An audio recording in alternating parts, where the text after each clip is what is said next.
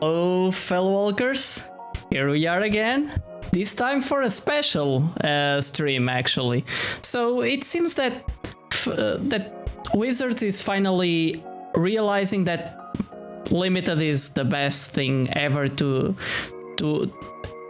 it's the best format to actually play Magic the Gathering. So there will be some sealed tournaments coming up as such, and because I'm typically doing limited all the time, I've prepared a special episode in which we'll be focusing on limited only, on sealed only. So, if you don't know me, let's just get the introductions done. If you don't know me, I'm Diogo, and I'm on this journey to improve and in Magic and in life, right? If you don't know already, we're typically discussing level up strategy, analyzing the gameplay, and all of that, and also cross-relating that against what the issues and the decisions that we face on daily life, right? That's more or less the goal of this stream. We want to improve as Magic players and as human beings. So I want all of you to join me on this journey. Essentially, the goal is for us to all grow together. So yeah, that's a bit the idea. So today, then we will start by reviewing a sealed cheat sheet that I made like late last night, and we'll review that. I already shared that, but you can also get it via the sealed command. So that's how you can also get that spreadsheet yourself. And yeah, that's more or less the idea for today. After that, we will go and jump into a sealed tournament, which are still available, and we shall see how this method actually works, right? So let us start with that.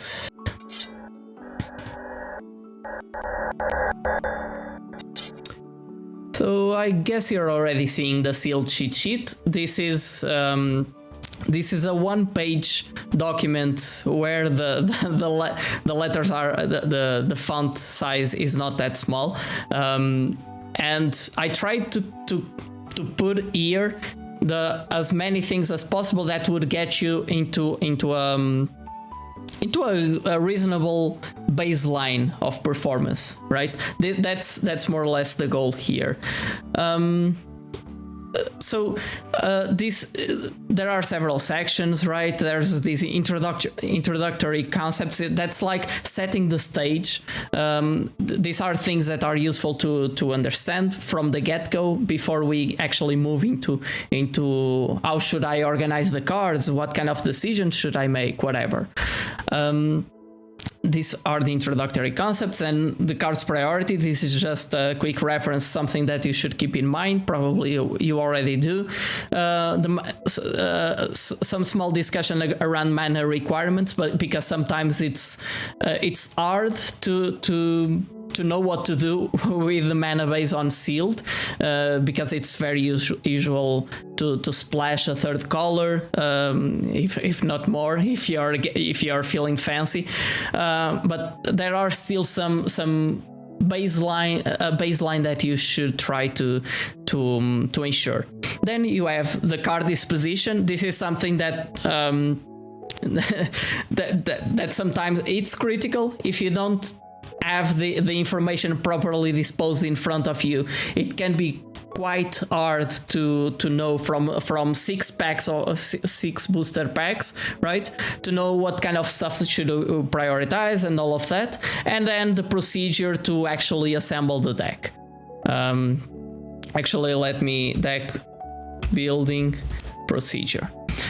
So let us start by the introductory concepts. There are some key ingredients that one should keep in mind when doing sealed. One is, and in comparison to drafts, one is that the focus is more on raw power level, so cards that work well in many situations instead of synergy. It will be much harder for you because of two reasons, right? First, you are not really picking a single color of cards, so even though you see many more rares and uncommons than you typically see in a draft, you're not picking from a single color, right? And you get a diverse range of options in front of you, and it's not always clear which path you should pursue, and that's the same for every player. So it's relatively rare for you to end up with a very synergistic deck. If you can, just please do it, but one should be really realistic about what the deck can do, right? So play as many good cards as possible. That's why splashing is very common. For example, this is deck building, sure, whatever, with a dash. And your creatures, for example, should be good at every stage. Hey Mitch, welcome. So today we're doing a sealed draft, or sealed event, or whatever they call it nowadays. And we're starting by reviewing the concepts that are, well, some of the concepts that are key to be successful, I would say, in sealed, or at least establish a baseline. Thank you for joining, man. Have you finished already the Final Fantasy stream? I was watching up it until now, but I kind of need to turn off a few things on my on my laptop so it doesn't because of performance issues that I've been having. But well, yeah, if you don't know already, I love Final Fantasy IX, and Midge is constantly playing. Let me actually.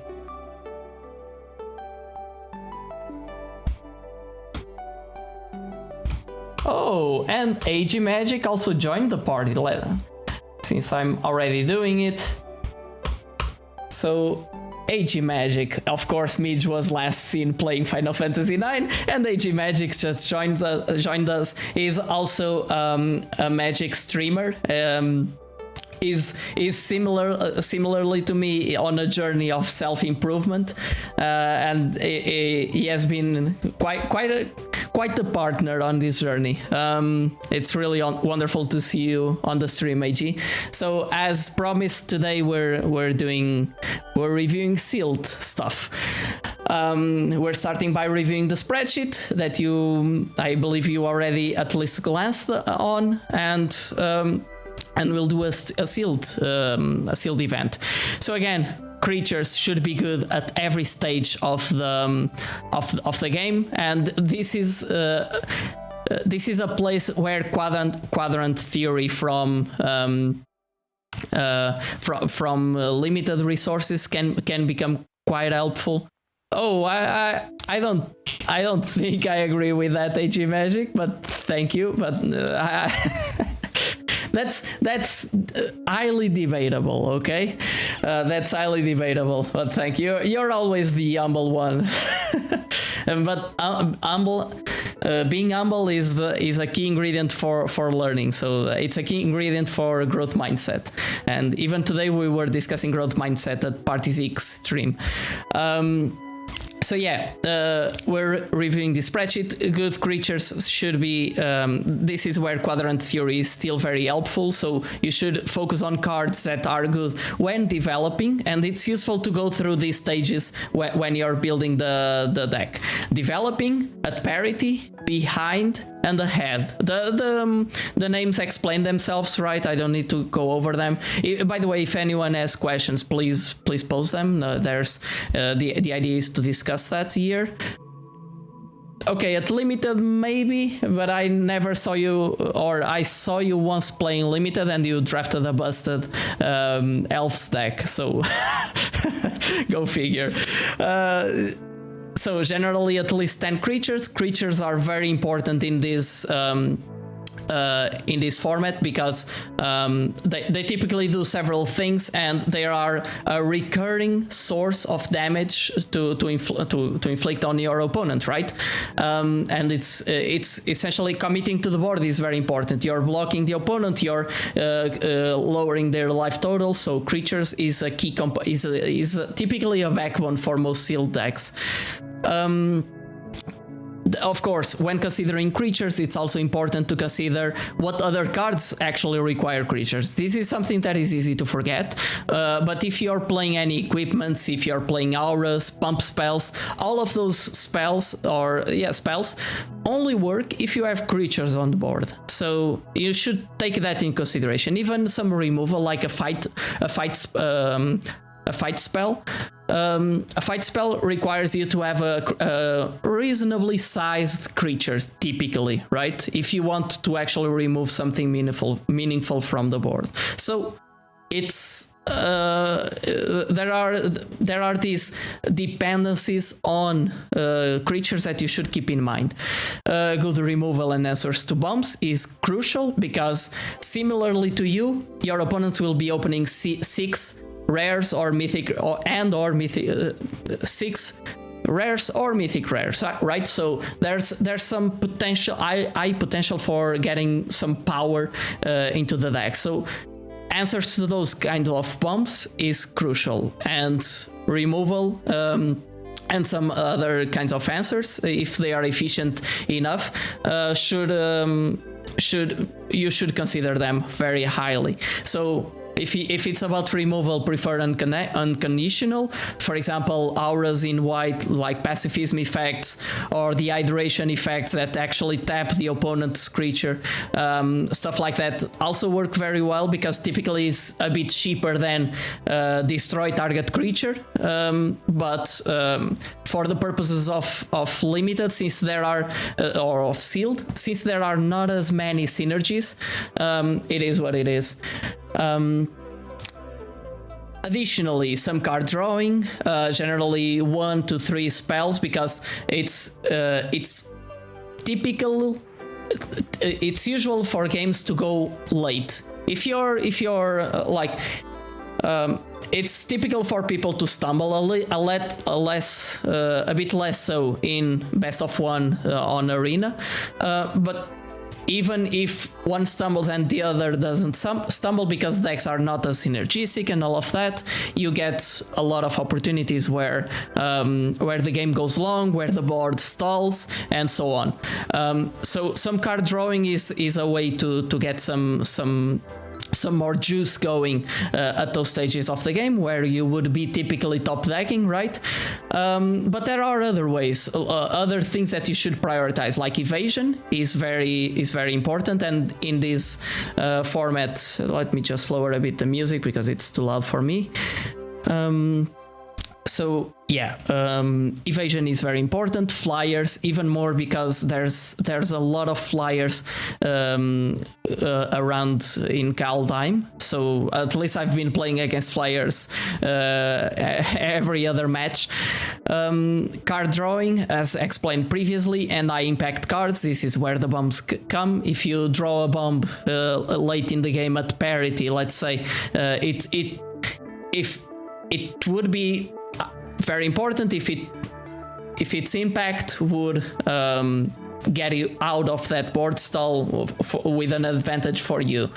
Curving out can prevent reaching that stage also, if your opponent stumbles, that is, but it's important to have a good mana curve, and mana sinks prevent flood and accrue value without additional card advantage. So if you have creatures that can be pumped multiple times, or stuff like that. There are equipments. Equipments are sort of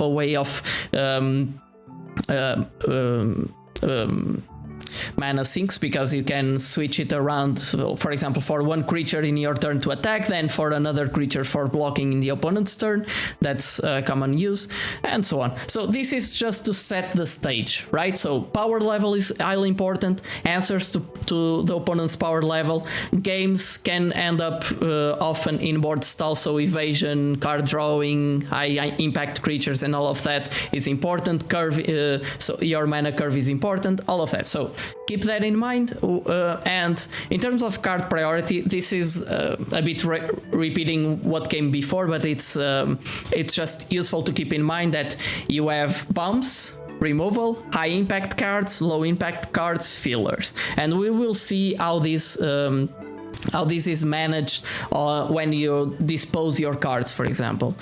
Mana require. Okay, so regarding mana, typically you'll be playing 16 to 18 lands, depending on how high your curve is. If you really depend on having your fourth land drop on turn 4, generally speaking, 17 lands is a good target. If you generally need to go a bit higher, then 18. If you're playing more of an aggro deck, mostly focused on 2 and 3 drops, then 16 might be enough, or sometimes even 15. But as a starting point, that's not something that we should be considering. Then it's also important, and this is also how I go. I check two things essentially: how many sources of mana I have for my colors, and how many lands am I playing, because both are important, right? The number of lands implies how many lands will you have access to in the early games, in the early stages of the game, how many you would draw, the probability of drawing a land, all of that, and the sources of mana that you have influence the ability of actually playing your spells, right? You want a minimum of 7 sources of mana for a base color. That is a color that is a key component of your deck, that is not a splash, essentially. So 5+ cards of that color of mana, but ideally 9, typically 8. For a light splash, 1 or 2 mono-pipped cards, like let's say that I'm playing Azorius, but I want to splash green because of a bomb. It's a green that only has 1 green mana symbol on it, on its casting cost. Typically 3 sources of that color are enough. If you're playing 1 or 2, if you're playing more, maybe you're already not splashing, so you should account for that. There's a lot of people, and sometimes it makes sense. There's a that play like it's essentially a 3-color deck, but they are typically playing like 6 sources of mana of each, or whatever, and you need to be careful about that. I did that in the past when I didn't know better, but it's something to consider. Now, yeah, regarding splash, of course, this is common knowledge, but preferably they should be late game cards, okay? Consider also mana dorks and land tutoring, and mana dorks and other kind of mana ramp spells that fixes your mana.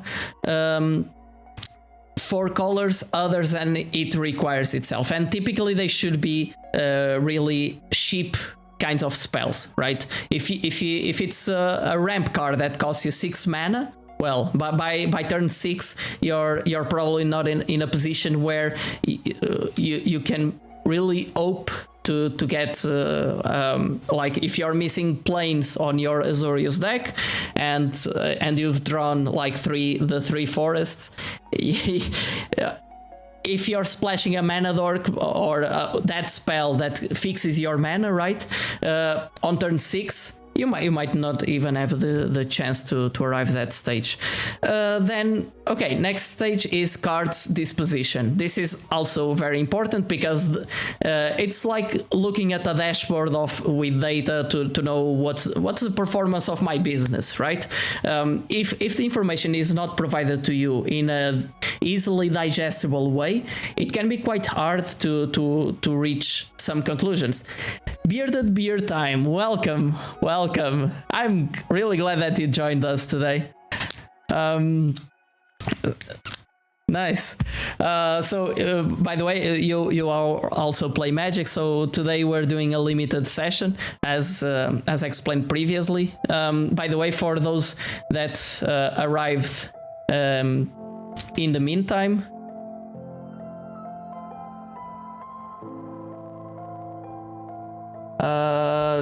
there's this command sealed. Okay. This command, essentially, that's a link for this document that is always up to date. This is essentially a cheat sheet for sealed. It's just setting the baseline for people that are not that used to the format, probably. So next stage, we already discussed, so power level is very important, all of that, the requirements in terms of mana, some numbers that you should keep in mind when building your mana base. Now we will discuss the card disposition.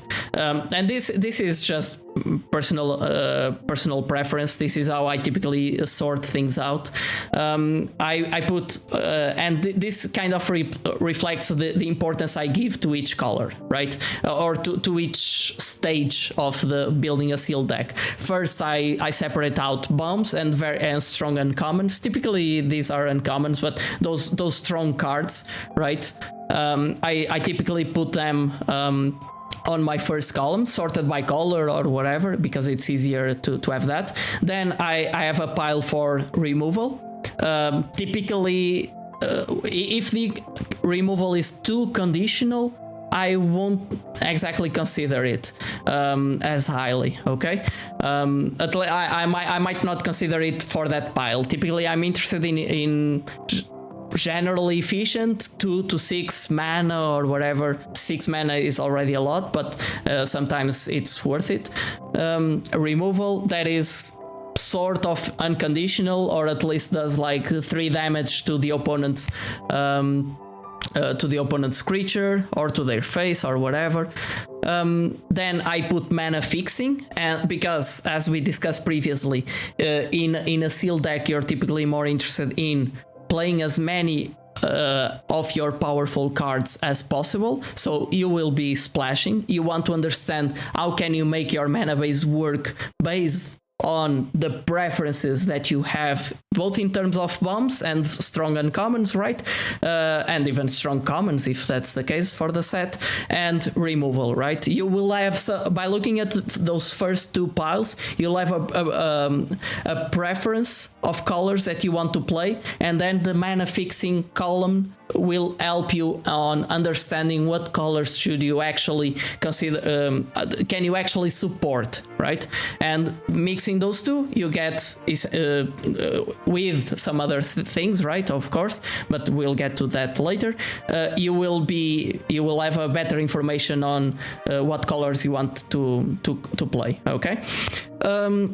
So mana fixing, then I have 1 pile per color for reasonably well playables, right? I want to essentially understand, okay, can I support a nice curve on this color? Okay, sorry about that, Google. I triggered Google Assistant. You want to understand if you have enough playables, so at least C- typically, and then on Arena I leave those out, generally speaking, but on paper you can have an additional pile of colors for per color for bad cards. I typically put those below the good ones, and then colorless, of course, because those if you have strong colorless, it will be already on or very strong colorless. They will be on pile number 1, but there are always some colorless cards that you might consider to use later, right? And then we start deck building, and this is so building a sealed deck. It's highly dynamic. It's a very dynamic effort. Sometimes the answer is in front of you and it feels great. So other times you feel like you have 2 potential decks in front of you, so you're not sure. And if you have the time, you might even consider trying both, or even sideboarding into the other version. that requires a bit of work, and in the pressure of the moment, it might be hard. But the deck building is a sealed pool from a sealed pool is quite interesting. So first, I try to identify the colors from given the most powerful cards, and this is like, if you're familiar with Bayesian statistics, this will sound familiar, but if you're not, you essentially build up a prior, right? Looking at my bombs and really good cards, okay, I definitely want to be in black, let's say. Then I look at removal. Oh, but or black and red. Okay. Then I look at removal. Oh, but I have so much removal in white. Can I? Is it splashable? I immediately start asking myself questions. Can I splash any of my bombs and play mainly white? Whatever. And then I look into the essentially the mana fixing. So what kind of mana bases can I build with the mana fixing that I have available? It's a good thing that in this set we have several double lands that generate 2 colors of mana, right? So they help a lot on fixing the colors. As a reference point, for example, let's say that I'm playing 3 colors and I'm splashing the 3rd color, and if I want to have a mana base, as suggested previously, of 8/8/3 with 17 lands, I would essentially need two ways of fixing my mana via double lands, and 7 basics of each. Okay, this is just something to consider, because sometimes you'll deviate in one way or in another. But regarding mana bases, it's really helpful for me if I have these numbers, and they're not that many, but if I have these numbers ingrained in my head, it's much easier, the task, right? Then check if we have good curve in those colors. Typically, you'll have something to play. There are a lot of instances where, okay, red is not at all supported with playables, so even though I have this busted bomb, I can only consider splashing for it. I cannot consider playing mainly red, let's say. Okay, so that's why this 4th pile is very important for you to understand. Can I actually play this color or not? Again, it's not as important the overall synergy of your deck. It's more important being able to deploy power onto the board, right?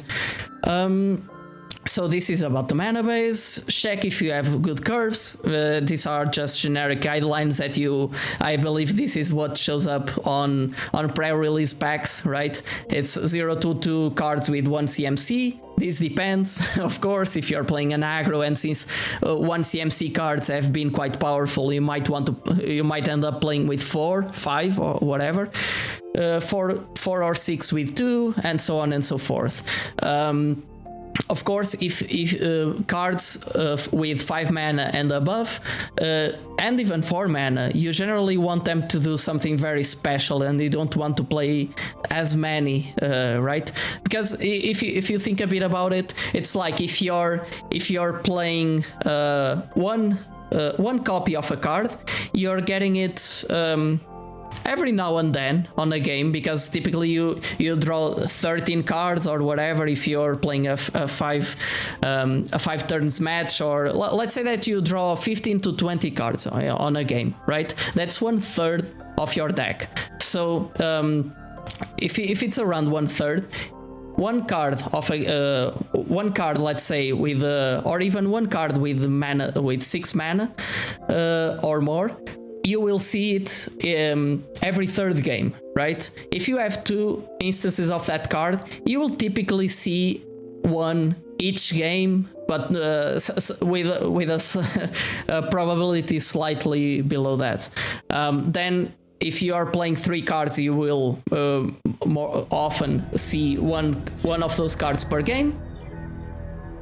Oh, thank you. I'm not... Thank you, Sam. Sam Chinks, thank you for following, and also thank you, Bearded Beer Time. I don't think I have thanked you already from your follow. I'm really glad, guys, that you're enjoying this. And thank you for watching. This is really rewarding. So 3 cards, then you'll almost for sure see 1 per game. Typically 2, 4 cards you'll typically see 2, and so on. So these are just things that you should consider, right? 1 card with 6 plus mana will see it every now and then, but you don't want to see that many. Oh, thank you, man. Thank you. I'll make sure to take a look into your profile too. You're very kind. Okay, yes. Take cards on those colors and start by placing them, forming the mana curve by order of priority. And it's actually on this exercise that you might understand that it's not working, right? But if it's not working, it's back to the drawing board. You get back one step. Okay, what kind of mana? What kind of other mana base could I build? Right? Then you wrap up the plan, right? It's like putting check marks on it. Do I have a reliable mana base? Do I have a balanced mana curve for the plan that my deck is trying to achieve? And is the mana curve aligned with the mana base or not? Am I playing as many of my best cards as possible? Do I have ways to win long games or break creature stalls? Do I have resilience against mana flood? And do I have high concentration of creatures and low concentration of non-creatures, non-removal cards? Again, this is just because creatures are a recurring, or are generally a recurring way of inflicting damage on your opponent. Okay, so this is the cheat sheet. Again, all of you should have access to it on the YouTube channel. I'll also post it on the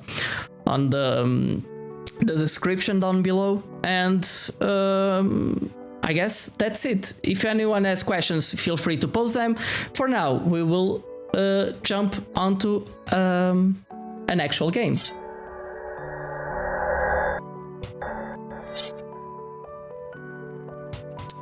Okay, here we are. Sealed Kaldheim. I only did one sealed one sealed event on Kaldheim. Unfortunately, I couldn't join. There was no pre-release party. I love those. It's so good. Hey, Party Zeke, thank you for joining us today. Thank you.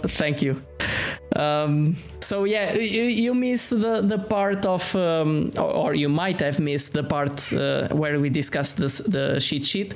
But again, if you have any questions, feel free to post them. You have the sealed command if you want to take a look into if you want to have access to the link. Right now, let's open up some packs and actually try to employ what we learned. Ooh. Oh. Okay, this is always exciting, right? This is always exciting. It's even better on paper, but so this is packed with good cards. So let's just take a look. Beers Awfully Tiara, it's the 2/2 shapeshifter first, then my shapeshifters get become 4/4, and then they deal essentially the third chapter is removal. Oh, and by the way, I just forgot to mention that some of you already know, but during this in the past couple of days, I actually created a Discord channel where I got inspired by the channels that Partizik and AG Magic were building, and it's really nice to have a place for the after party, as we were joking, and actually to discuss other stuff that don't fit the bill of a stream, maybe. So it's a nice way to keep the party going after the stream ends, I guess.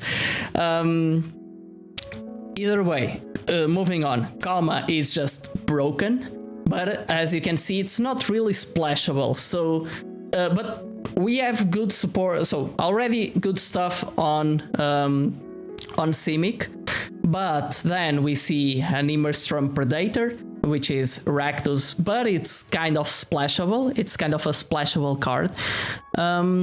Okay. It gains indestructible if I sacrifice another creature. Okay, this is just a great card. Rally the Ranks is just okay, depending on what the rest of the deck is doing. Yeah, Karma is right now. I'm already biasing towards playing Simic, right? From opening this pack.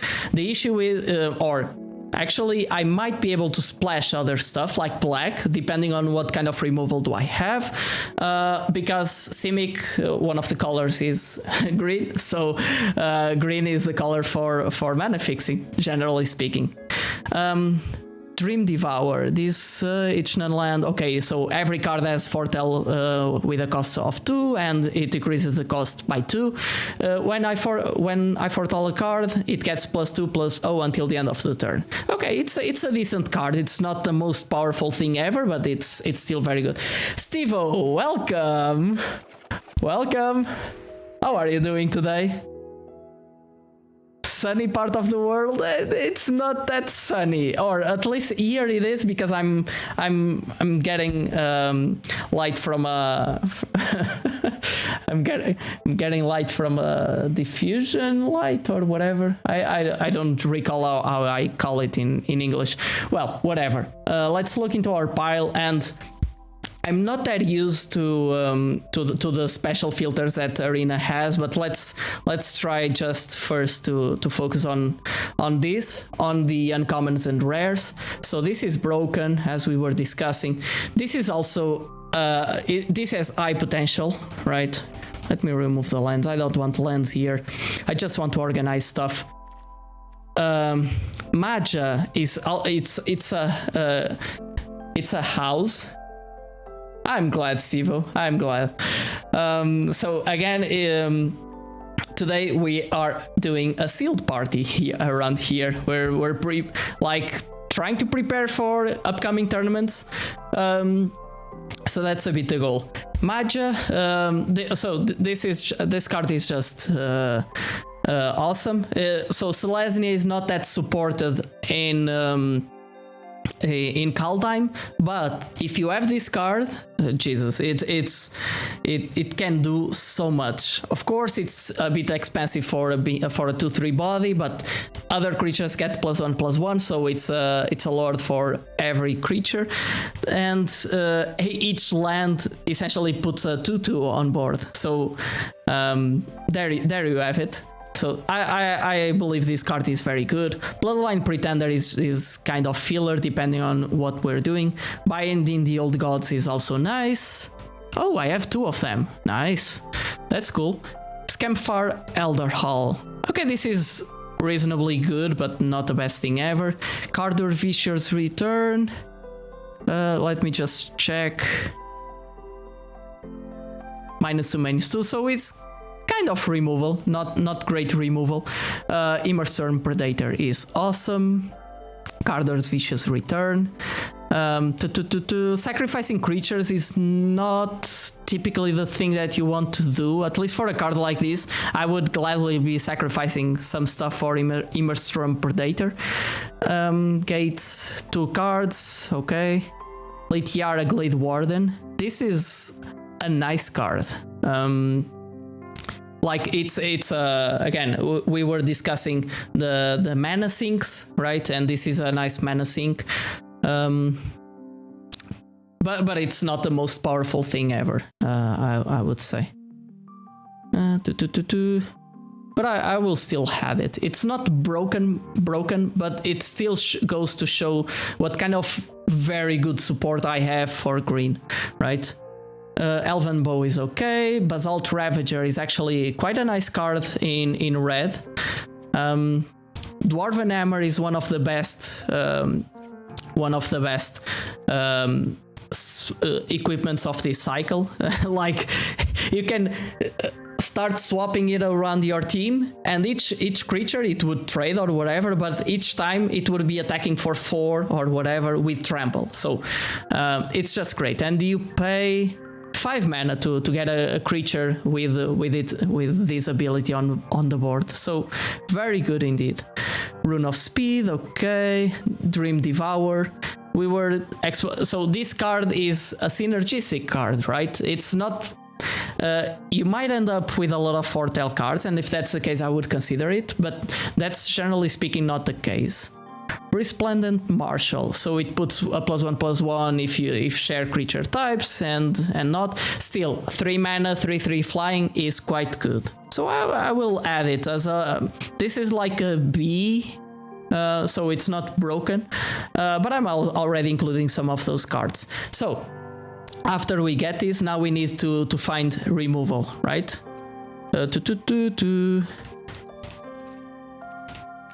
So what kind of removal do we have? Let me try to over. So we have Bound in Gold. And I might be missing something. We have Raven Form, but I don't really like.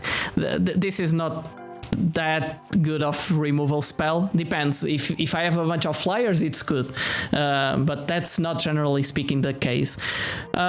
Depart the Realm or whatever. Oh, I actually have to bind the monsters, so that's Simic is looking good. Simic splashing black, maybe,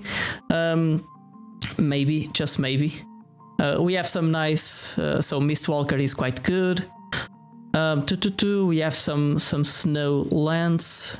We might end up playing some snow related stuff, so it's important to consider that. But that comes later.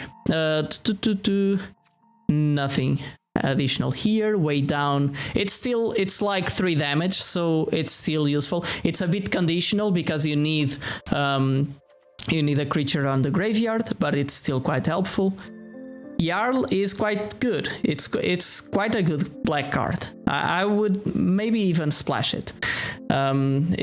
Besides the removal, but let's see. What else? In red, our red is not looking great. We have some stuff here on the as eye powerhouses, but red is not looking. Like we're missing the red removal, so green also looks relatively nice. 2 Masked Vandals. This is a card that every green deck wants, because it's artifact or enchantment removal pegged to a creature, essentially, if you draw it late. 2 Eyesight Trolls, so these are in this case, if I manage to get enough snow lands, which I might not in these colors, it's a nice card to play. It's very nice. Struggle for a Scamfar, this is removal. What else? Okay, and I guess that's it. Yeah.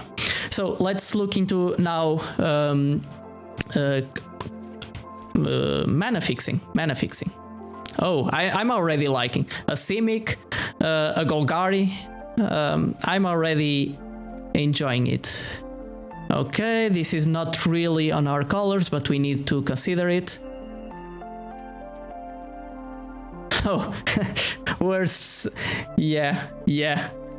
We have the fixing.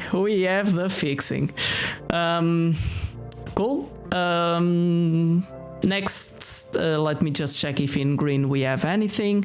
We don't have the elf that untaps us snowland, but we might not play enough snowlands to take advantage of it, so whatever.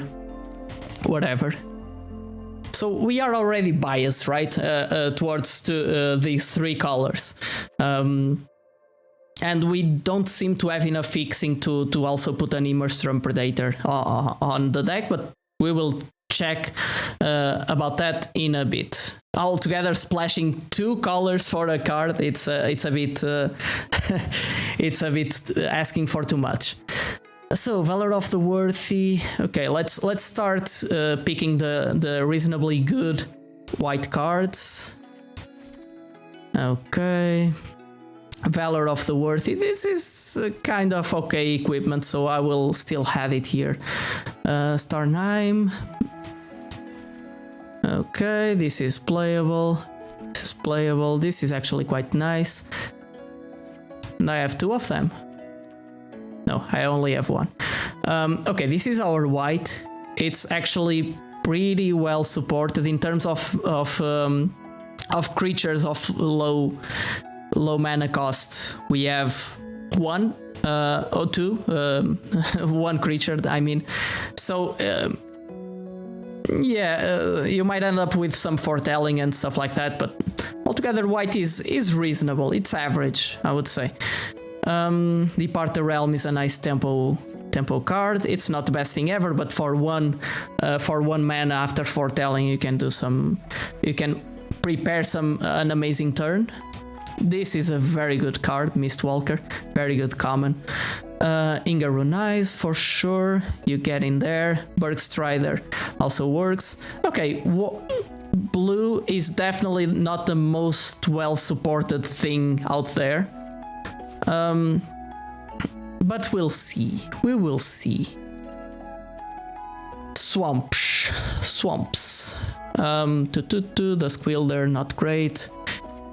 This is okay-ish. This is synergistic, so it's a kind of a build around for this sort of deck. This can get played. Wither Crown is just meh. This is very good. Skull Raid. It's actually a discard spell that overperforms, and I have 3 of them. Jesus. Let's put them in there. Carfell Kennel Master, if you're playing aggro and you want to finish up or clean up a bit the board, can be quite good. And this is more of a finisher, 6 mana spell, but I won't add it here because I don't believe it's the best thing ever. Yeah, like card drawing is just awesome. Something that you I read it somewhere, but it's definitely true. You need, if you're playing against black, only play the lands that you really need. Because this is a common, you will see it played a lot. It and Jarl Jarl is played a lot, and it's very good. I have a clip, an highlight from a previous stream that I want to share with a Jarl that traded for a creature, and then I got it back from the graveyard and into the battlefield and killed the other creature that I blocked with that essentially clashed with a creature of mine. So yeah, it removed 2 creatures with the help of an additional spell, but well, okay. In what red is trying to do, that is good. Rune of Speed, Haggy Mob. Yeah, as I was saying, red is not the best thing ever. This can do some stuff with some with Death Touch, but it's not awesome. Rune of Speed, if you're pegging it to a Tormentor's Helm, for example, that can be quite nice because you can swap it around very easily. Okay, this one is quite nice. This one on an aggro deck, it finds a place. Craven Hulk, 3 yeah, Giant Coward, if types matter, but altogether this is still a C-, okay, but and on Sealed the like stats matter. Stats definitely matter. 5 mana, 5/4. Yeah, no, you also get in there. Overarch Giant, this is 7 mana.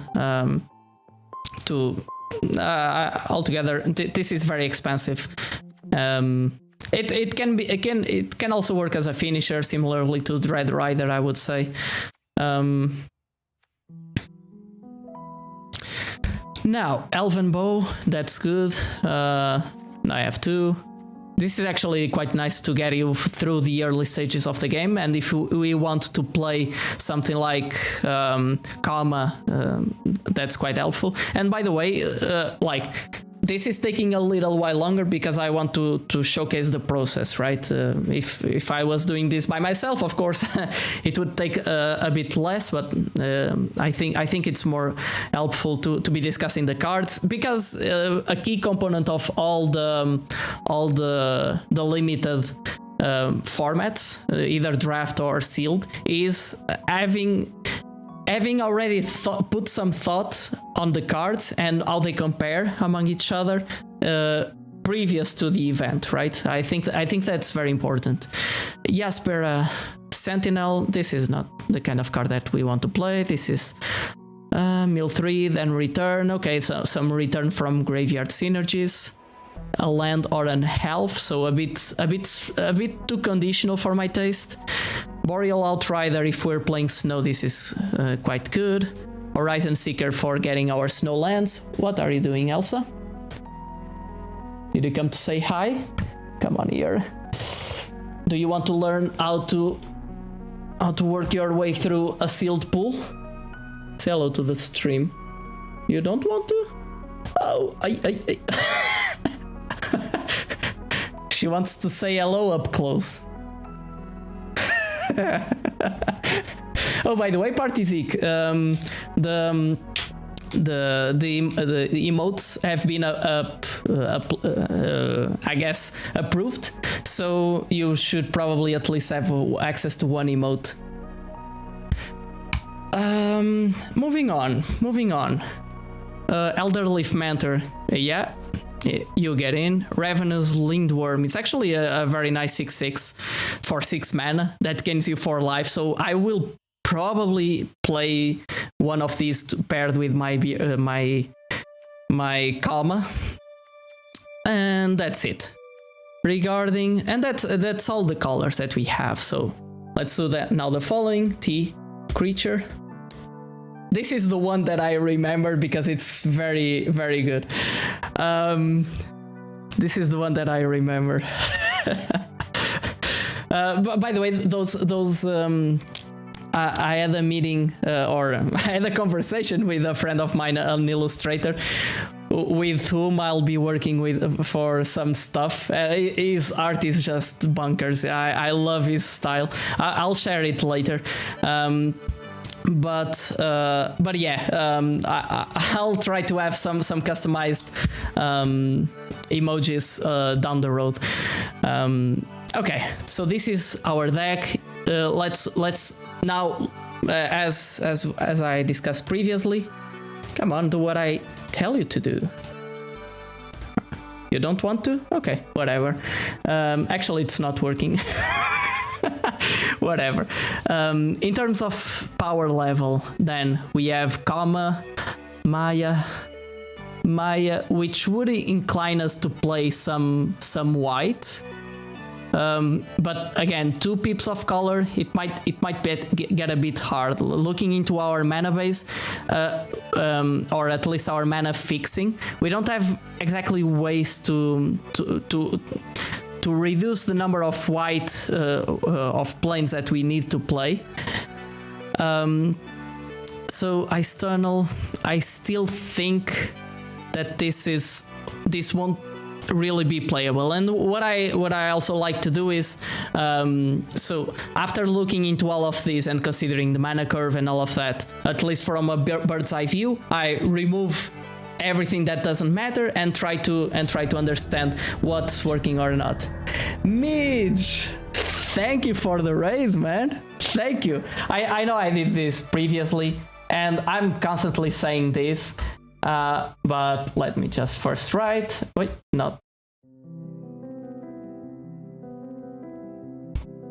But Mitch has been the guy that is bringing together an awesome community. I've been making awesome friends through it. So I'm really glad you happened to find me at some point, Mitch. And how was the Final Fantasy session, man? I hope it went great.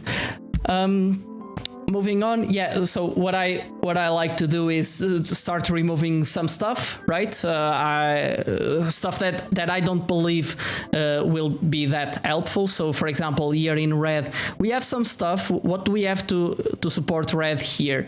Okay, Basalt Ravager and Dwarven Armor, Hammer. Actually, red is not that bad. And I immediately see 2 possible decks here. They are not that well supported by the mana fixing. 20 minutes of progress. Yeah, I guess that's what a level 1 challenge can do to you. But I immediately see like two potential decks: red-white, more aggro deck, and a Simic, a bit more control-ish. In terms of power level, which is essentially what's balancing, putting more weight towards Simic to me is it's really the power level. The sentence structure was not that good, but you understood it. Okay, banding the old gods. I have 2 of them, which is awesome to splash black. I might not even play Feed the Swarm by having these 2, because it's double peeped in black. Immersturm Predator, I think we're far away from playing it. Maya, I'll remove it for now. This I'll keep. This is still nice, depending on how many shapeshifters we have, but it still kind of works like a removal spell, right? Dwarven Hammer, Resplendent Marshal, Bind the Monster. Yes, I won't likely play 2 of them, but I'll still leave it. Way down, I might drop it if I don't have enough early creatures. Bound in Gold, yeah, white goes away. Feed the Swarm I'll drop for now. Or not. Yeah, I'll drop for now, and I'll try to see what sort of removal do I have. Bear in mind, it's still very, very good, but like it's as expensive as binding and harder to splash for. And I'm looking at here. Yeah, so something that I should have considered is what color am I splashing? In a way, I know Kama is very powerful, but I could have like 4 or 5 maybe sources of blue, and still play mostly black. So let me Feed the Swarm. You get in again. You get in. Way down. Struggle for Scamfar.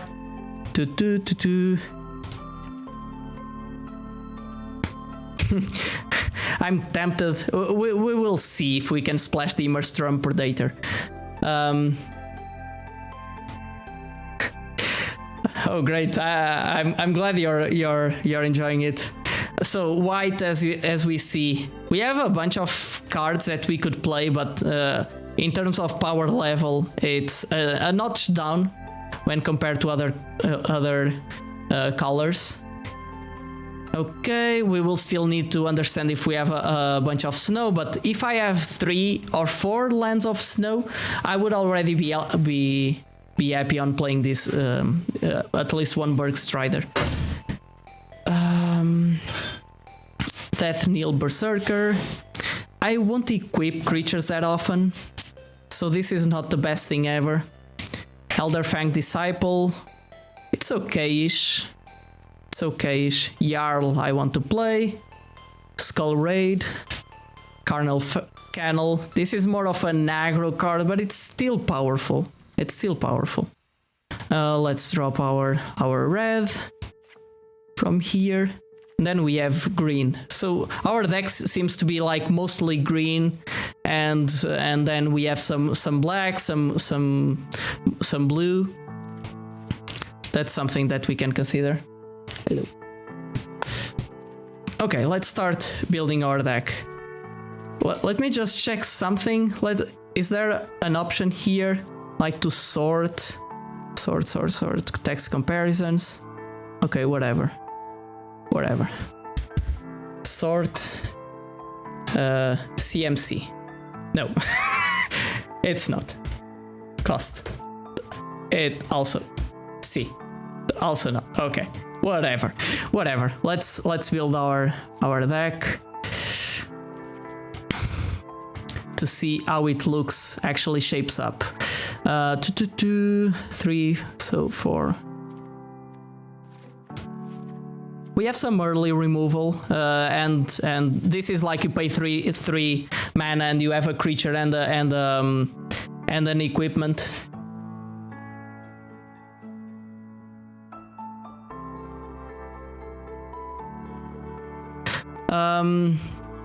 Comma, So 4 mana, this is a bunch of mana. 4 mana, this is a bit that part of the game, right?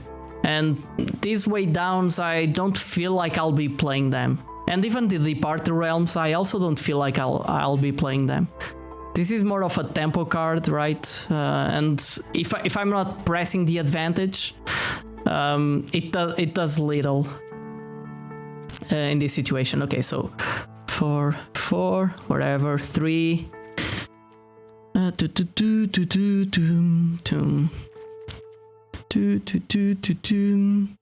This will be typically be paying 2, so that's a bit tricky because of the foretell. You typically end up with more 2 drops in a way than you're accounting for. Okay, this card probably won't find a place. So you see our actually this is 5 mana. Our 4 mana, this is also 5 mana. Okay, it's lowering, but our 4 mana slot is still pretty full. Masked Vandal, a great 2 drop. I will play both of them. No worries. Okay, this is just a pile of 6+. 4 mana. 3 mana. 3 and 3 mana. Okay, the deck is not looking that bad. It's not looking that bad. There are still a few cards that I would want to remove, but let's look just into our mana distribution. So mostly green, of course, and then it's pretty balanced across black and blue. How many removal spells do we have? Let me see if now this works. Okay, now it's working. So we don't have a bunch of 2 drops, but 1 drops kind of compensate for that. Bind the Monster, Elven Bow, which is sort of a 3 drop. So let's put it like this. Way down. This Elder Fang Disciple, I'm not even sure if I'll play it, but this putting the opponent, it's like a mini card advantage, mini card advantage, because you're still committing to the board. And if I can pass to it like the Elven Bow, it's still quite meaningful, right? I still get a 2/3 afterwards. So. And I need some stuff to do in the early game. I don't have that much life gain synergies going on, so I will drop a Bind the Monster for now. And in terms of removal spells, what do I have? 2 Binds the Monsters, 1 Struggle, and I have big enough creatures to play a Struggle. Feed the Serpent, Skull Raid, this doesn't count, so Feed the Serpent, 3, 4, sort of. This is a bit of a late removal spell. 5. So I'm pretty well in terms of removal, I would say. Even if I drop the Feed the Serpent, I'm kind of okay, but I don't think I'm dropping it right now. So I also have this card which fetches me for a forest, but since that only happens on turn 5, this is more often than not to fetch like a snow-covered forest or whatever. Not that we have any, but something to consider. Let's actually look just into our lands. Oh, this shows them like that. Oh, I don't want that. Whatever. Let's. So we have a swamp that we can play. What kind of other?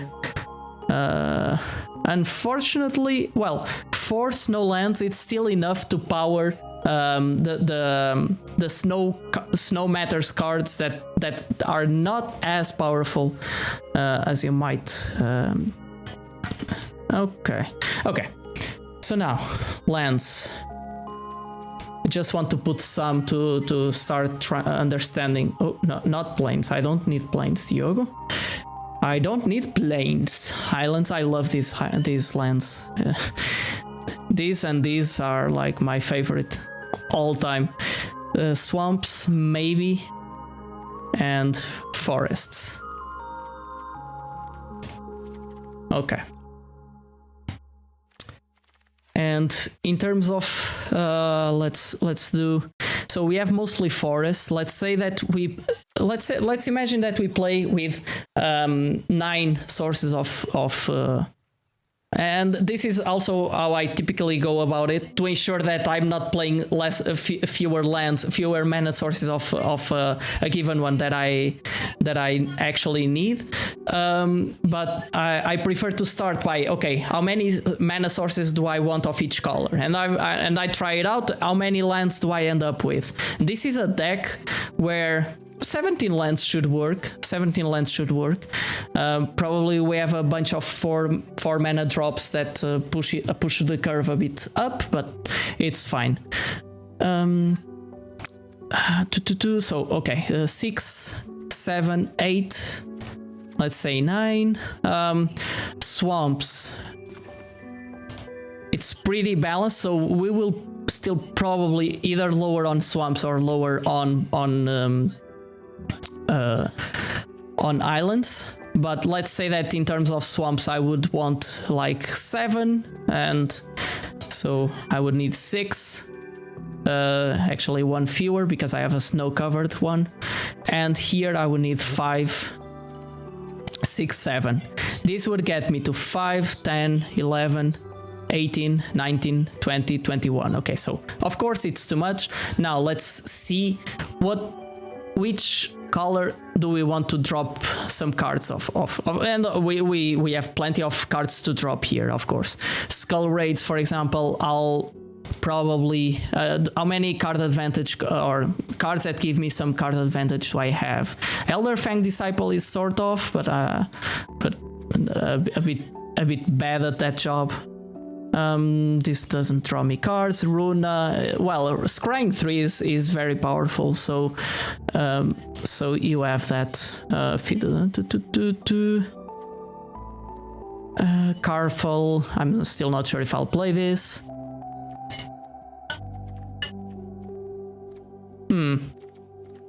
Depart the Realm. Not really convinced with Depart the Realm here. So let's drop a few. Still, if I drop Elder Fang Disciple, I don't have any early black play, so I will probably prioritize islands over swamps. Carfell Kennel Master, it doesn't do exactly what our deck is trying to do. We're not going wide. We don't have that many cards that can take advantage of it. Still, it's powerful. So, then we have the broken cards, of course. Okay, so a few more cuts. In blue. In blue, we're already quite fine. 4 sources of snow mana. It's already enough to play Berg Striders, and I prefer much more to play Berg Striders than the other instant spell, the Glimpse or whatever. Depart the Realm. Just thinking.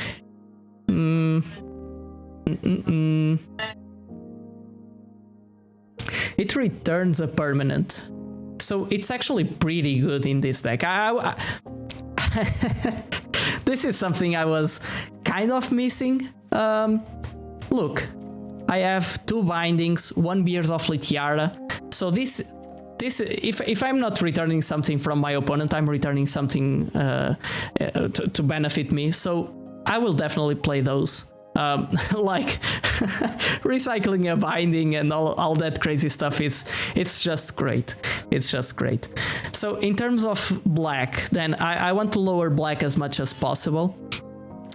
Skull Raid, I'm not sure if it's powerful enough for what we're trying to do. This wants me to attack. I don't really want to attack until the late game that much. Skull Raid, it's still a nice way to get us into that stage of the game. Jarl, it's kind of a combat trick, but it works well played with flash on my opponent's turn. So thank you for the alert, Bearded. So I'm liking splashing these 3 cards. Is that it? Plus the binding. So it's still a lot. it's still a lot. Let's lower one additional one here. Let's say that we end up with 1, 2, 3, 4, 5. Okay, how many sources do I actually have? In terms of forest, I can probably go down to 8 because I have a binding, and 8 is a good number. So 1, 2, 3, right? Yes, 3, 4, 5. 5 sources of black and 5, 6, 7 sources of blue. And in terms of totals, we have 6 plus 4, 10, 10, 13, 18. Okay, this is 18. If we shave away, what can we shave away now? We have a bunch of 4 drops, so we probably want to drop a bit on that front. Bergstriders, actually, well, they can help me get into a bit the late game, but I'm not sure if I want 2 of them, since I'm already playing 2 very expensive cards. So when compared to Inga is powerful. Whoa, where did the text go? Okay, nice bug, Arena. Nice bug, thank you. Okay, whatever. Let me just try to get in again. Oh, no. Oh, Jesus. What did I do? I was gonna play with that deck. It's not that it's really bad, but come on. I want to wrap up the deck at the edition. Do I have text now? I do have text now. Okay. So looking into the lower costed spells, I want all of these. Mistwalker, yes. Boreal Outrider, Snow, yes, because it does not have it does not require too much snow from us. Eyesight Troll, 4 sources of so at most I would play 1. Probably I won't play any. I will drop them for now. So now I need to drop a bit of a few cards from here. This can prevent some attacks.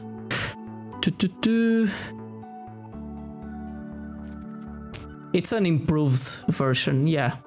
Probably I will play them. Skull Raid.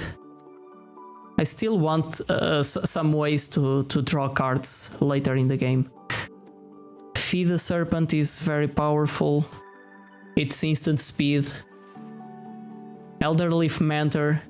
It does not suit our deck that much.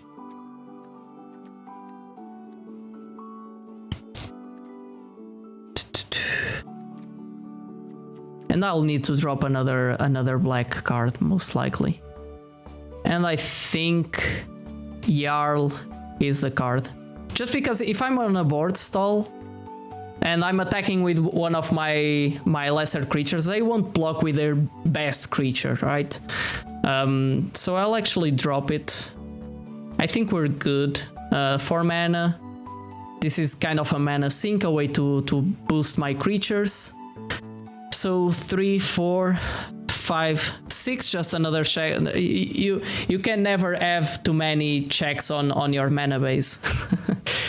3, 4, 5, 6, 7, 8, 5, 6, 7. I kind of like that. 1, 2, 3, 4, 10. Yes. 13, 18. Do I want to do to put as that many lands on play? Feed the Swarm might be pushing it a bit. Still 5. 5 is still quite okay. Let's do the following. If we drop a swamp, if we're splashing like 2, 3 cards, I would be happy on playing like 4 sources of black. And if we do something like this, what else can we play? I'm just trying to... I know it's like the last card of the deck in a way, but but I think it's important that it's more easily splashable. Because of this deck looks really good, and I want to be able to get into the late game as many times as possible. So we don't have life gain, so that's not the best thing ever. Okay. In terms of blue cards, I don't have that many flyers. I have Depart the Realm, but I don't want to spend this spell on removing their flyer from the board. Oh, look, I forgot to look into this. Okay, I'll play one of these. And do I have that much Foretell? I don't think so. I have two cards with Foretell. I have 3 with... I dropped the Jarl. But Jarl I can in the early turns... Okay, let's go with this. Let's go with this. I think this looks good. Okay. Let's go to the game. Oh, if we board stall. Oh, opponents.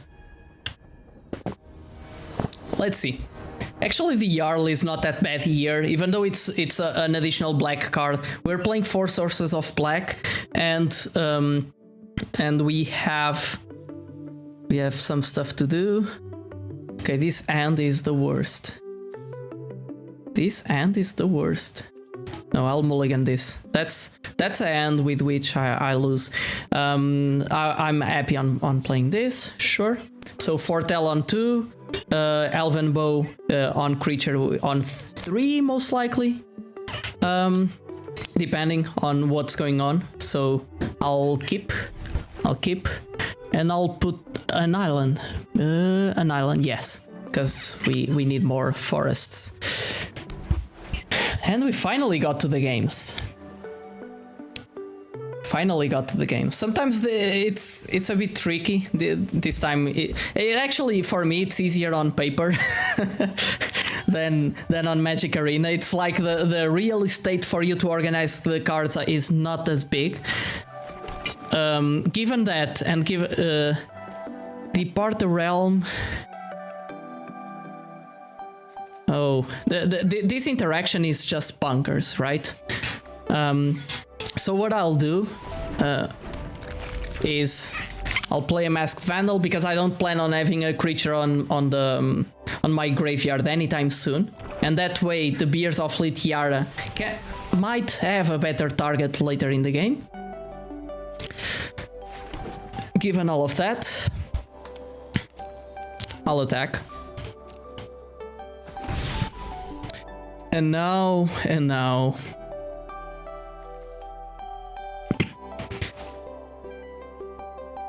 Yep. Let's do this. Let's create shapeshifters, because this is also a shapeshifter. And I want to have, like, next turn I can attack with 2 4/4s if my opponent does nothing to remove my creatures. Yeah, you're reading it right, opponent. It's 8 points of damage to your face. Yep. Oh, any number of shapeshifters, okay. These are all the shapeshifters I can target. I'm happy right now, if you haven't noticed. Let's go. To their face. Oh, Jesus. Okay, now I want to... I'll foretell this, so that next turn I can use my island. I don't want to play Elven Bow. So next turn I can use my island to get this back to my hand and potentially get additional value.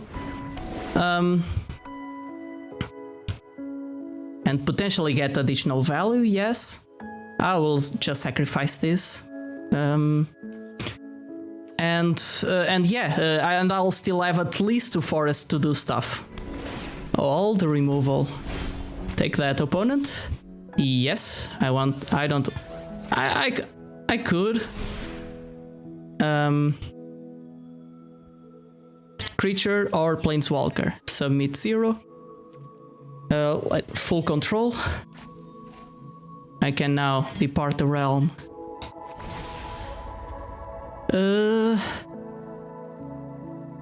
Actually, depart the realm on my Bind the Monster is quite powerful. On the bind, no. This gets. Show me the card. No. I don't want that. Come on, Diogo. What are you thinking about? Autopay, yes. Sorry, opponent. I'm just taking a little while longer, but it's fine. It's fine, opponent. Oh, resolve. Yeah, I need to drop full control.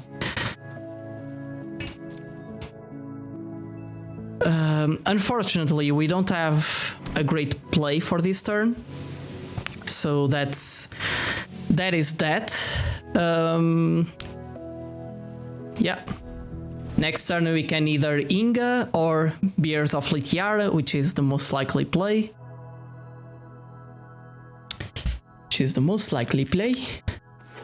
Okay. My opponent is not doing a thing. So I have 5 mana available right now. This is 3 mana, this is 3 mana. Unfortunately, I cannot really double spell right now. Still. I'll drop this. This is a 2/3, 2/3.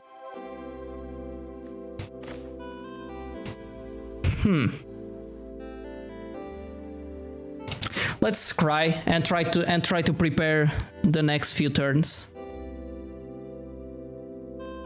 Actually, binding the monster might not have been that bad because of okay, next and the turn, because of the damage that they would take by binding the monster again. That might be something to consider, but still, now they're doing stuff. Now they win the game, is that it? Okay.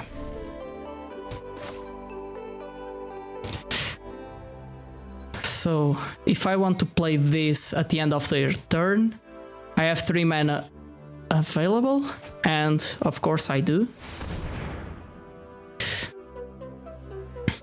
Do you have another opponent? Another counter spell? Okay. Luckily they do not. Okay, whatever. End the turn. Now, at the end of their turn, I put Bind the Monster back to their end, and they're sort of dead.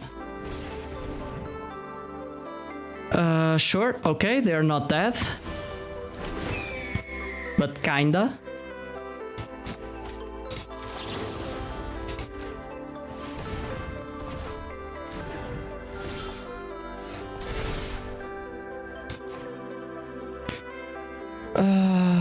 So, if I cast Elven Bow and equip, it's +1/+2. So, 2, 6, I don't have my opponent dead, even if I can only put one of them. Okay. That is fine. I'll attack. And then let's just add an additional card with 2 power. And maybe even the Masked Vandal. If they have a board wipe here, I'm still kind of okay. But it's not the best thing ever. Well, there's the only one that I'm remembering on these colors. Oh, this is a plains. So Doomscar. Exchange control of 2 target creatures. You don't have creatures. My opponent is just joking now.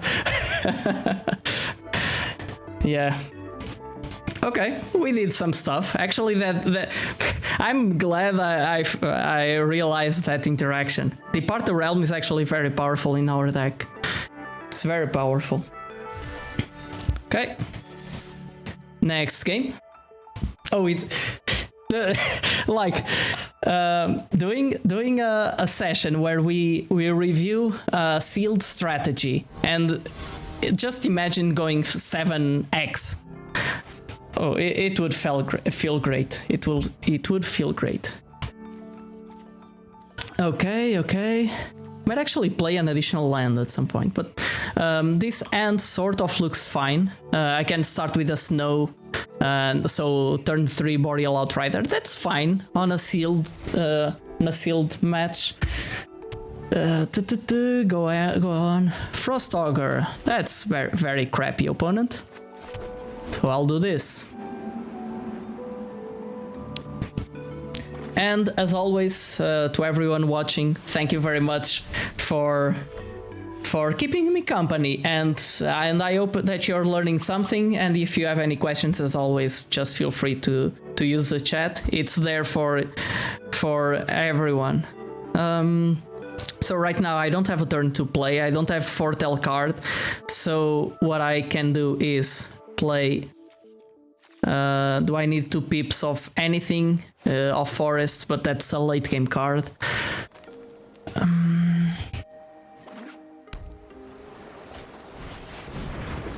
Draugr.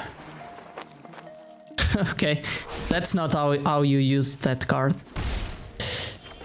Typically, generally speaking, of course. Okay.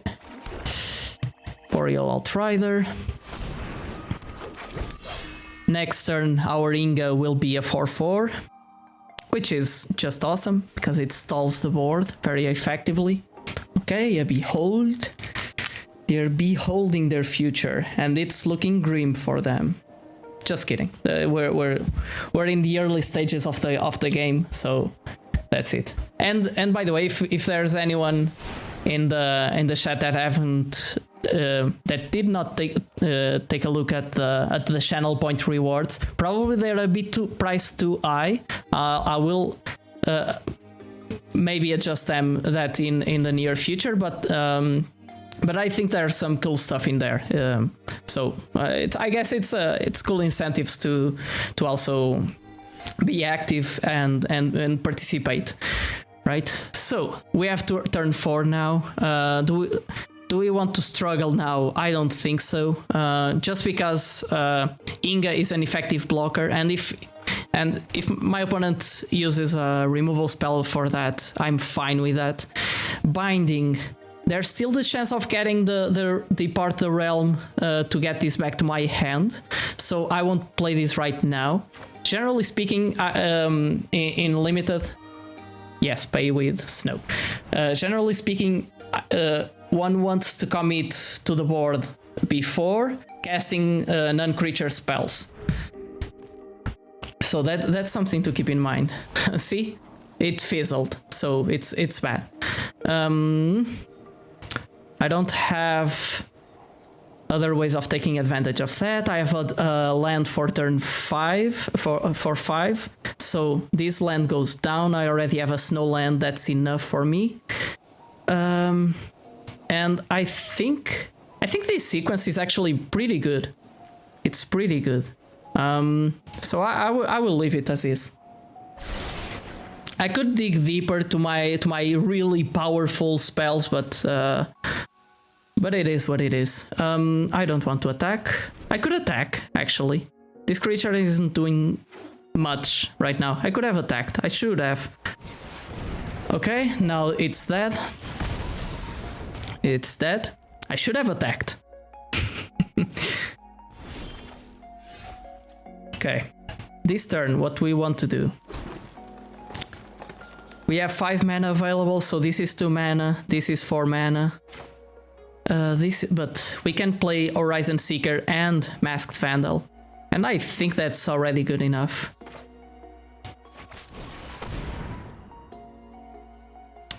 Does my opponent have a 1 mana removal or whatever? I don't know. Oh, Struggle is a Foretell card, so I was kind of forgetting about that.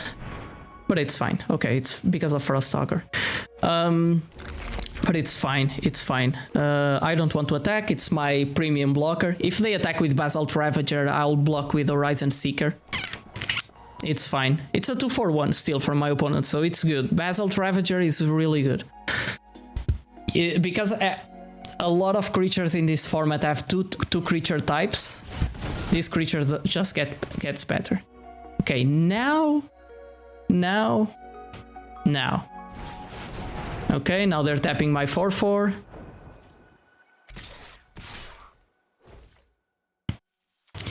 So do I take 7? 7, I go to 8. This is prevented from 4 mana. No, you know what? Next turn. Next turn I have 103 and 1. I'm not really convinced. Okay. Bergstrider, if I want to stop one of my opponent's creatures, is plus. Okay, so if I use struggle here, actually, probably that's the best thing I can do, because I destroy one of my opponent's creatures,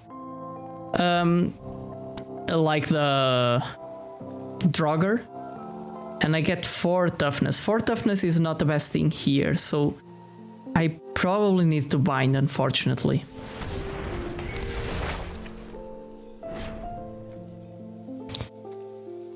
I need to bind. Okay. This is looking a bit grim now. My opponent had a good start, or at least a faster start than me. So that's something. Jesus. Okay, now I'm dead. Now I'm dead. Not sure. Maybe I had something that I could do in this game, but so four power creatures are really relevant in this format, as you can see. Okay, 1 loss. No arms done. We also had some nice early creatures. Well, we had a turn 3 play only. That's a bit underwhelming, but okay. It's fine. It's fine. Let's move on. Next game. 1-1. Larkter. Okay. 9 sources of green. No, this is a mulligan. I don't keep hands like that. Here, well, at least we have some things to do on initial turns. 3 lands. We want to make our land drop, so I won't push a land drop back. Skull Raid. Yeah, I don't think there's any decision in there. It's Skull Raid back. 4 mana that requires a mana color that I don't have. No, thank you. So this became a bit easier. I want to put Masked Vandal. Again, I don't have that many creatures that trade early or that go to the graveyard to take advantage of the Masked Vandal. And I think it's better than strategic planning, because now I know that they're doing Orzhov, so double spelling, typically. So that can be quite good. It's when you cast your second spell, which is kinda bad for me. So this turn I can simply play this, and I can either foretell Depart the Realm or strategic planning. Let's look into our deck. I think it's more valuable. So I have a turn 4 play, a land for turn 4. Choose one. Okay. The rest on the graveyard. Okay, I don't want to put creatures on the graveyard. I want actually a bit more creatures than I'm getting. No attacks. This card is very good. It's very, very good. The only thing against it, it's a bit, its body, it's a bit underwhelming, so it's easy to remove.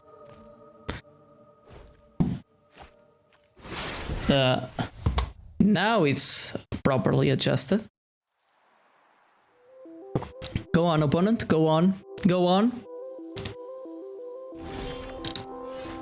Mistwalker, that's also a nice 3-drop.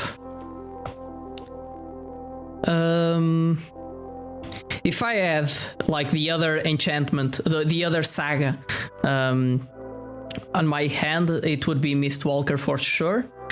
Given that I don't, I will simply spend all my mana, because it's the most efficient thing to do, and I'll scry for a bit.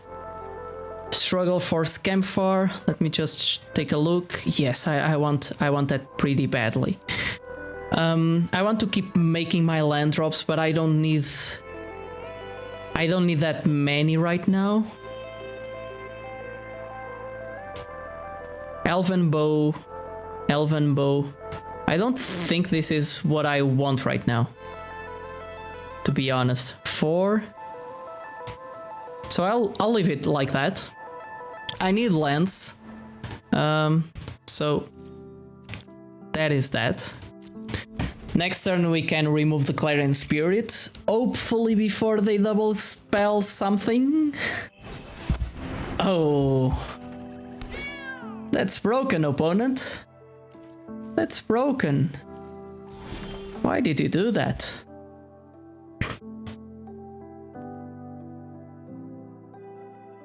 Okay, now we have Struggle. I won't play a creature right now, so if I cast Struggle, that takes all my mana, and I want to do that. So doing this to a token, it doesn't make anything, because they are still able to crew and multiply their tokens. So I will take the Clarion Spirit. Oh, okay. Target creature you control. This will be a 4/4. At least it will threaten trading for the Chariot when they attack.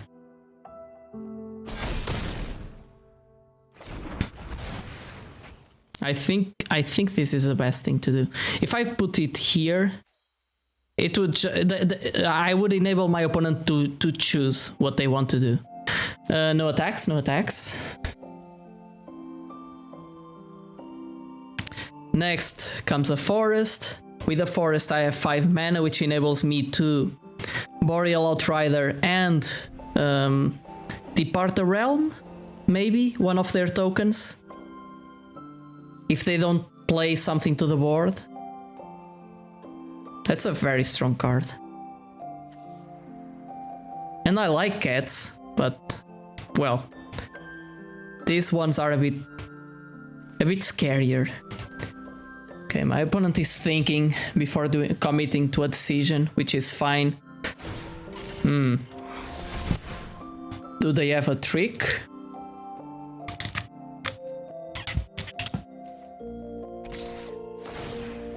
Yep, you make a copy. I will trade, opponent. I will trade. They probably have a trick like double the double strike one.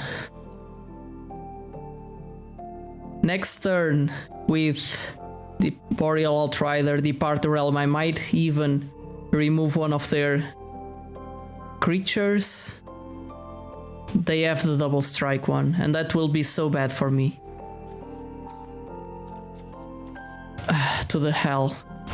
No, I need to take.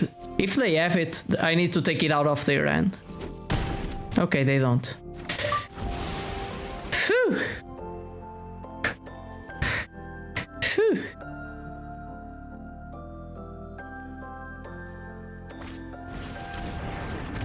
Oh. Oh. Okay. Okay. That's 3 toughness, opponent. But that's fine.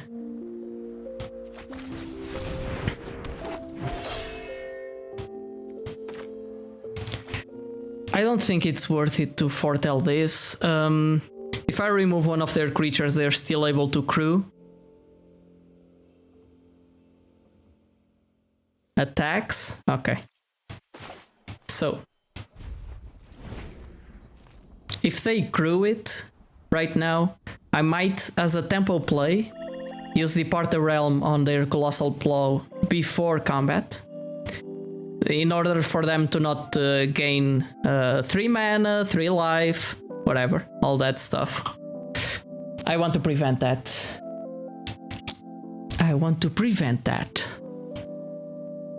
So they're thinking, which creatures should I use to crew?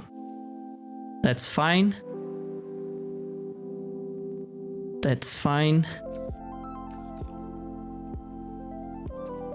It resolves. It crews. It gets screwed.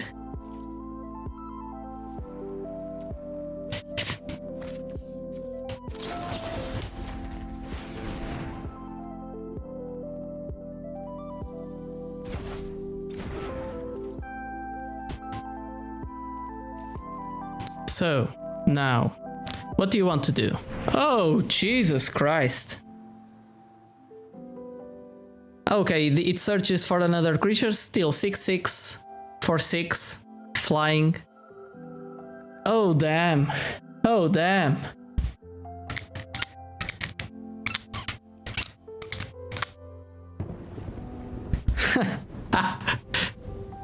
To put in your opponent's hand?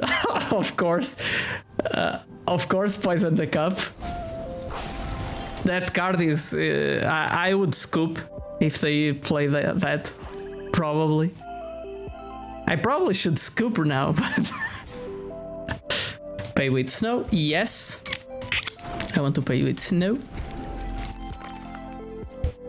At least it's a 2/5. Oh, yeah, I'm... So do you remember the thing I mentioned about power level? So, you see? Power level, this and this are two S tier, like A to A plus or A cards, okay? I would give them an A, maybe these an A minus, but still, it's just so strong. The Chariot. See, the Chariot, you pay 4 mana and you have 6 power on board. That's it. Okay, they have some sort of special stuff going on. Pass to blockers. So I'll block one of these. I'll kill one of these. Actually, and they didn't even boost. Maybe they have the Warhorn Blast or something, and they were hoping that I wouldn't make that many blocks. Exactly. So 2 weeks into the format, and I'm already predicting a few things. So yeah, it is what it is, right? It's still very good for them, but I couldn't let through that much damage. Either way, I'm kinda dead. Oh, maybe yeah, I missed. I could have posted these ones, but it would be killed. Yes. Okay, I'm dead. Good game. Always be pleasant to your opponent. To your opponent and to everyone, right? So, 2 losses, 1 win. Even though our deck is quite interesting.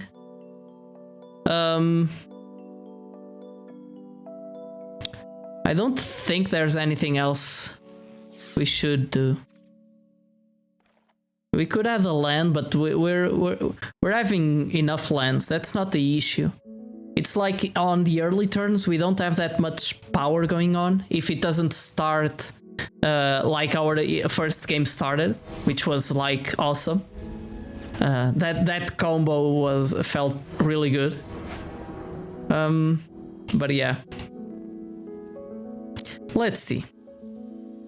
Elven Bow as a turn 3 Jarl that I can foretell it to. Turn 5, turn 4. Woo, we're all sources of mana, so yeah, I'll keep this.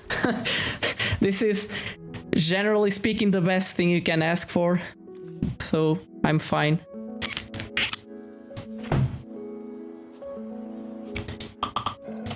My opponent is mulliganing. Are they mulliganing? Mulliganing? What's going on here? way.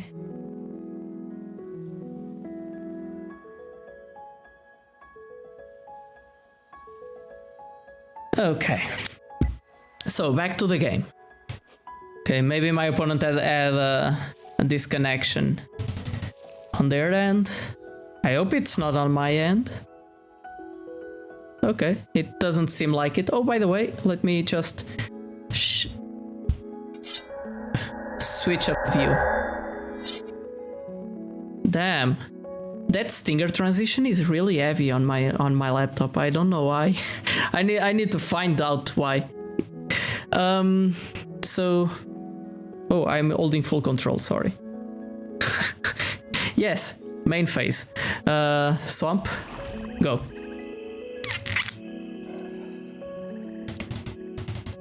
Hey, pretty. How are you? Okay, those green eyes don't inspire me that much confidence in you. I think you will bite. So, a swamp, another squilder. So, okay, that is fine. That is fine. Let's foretell. Oh, this is also as foretell.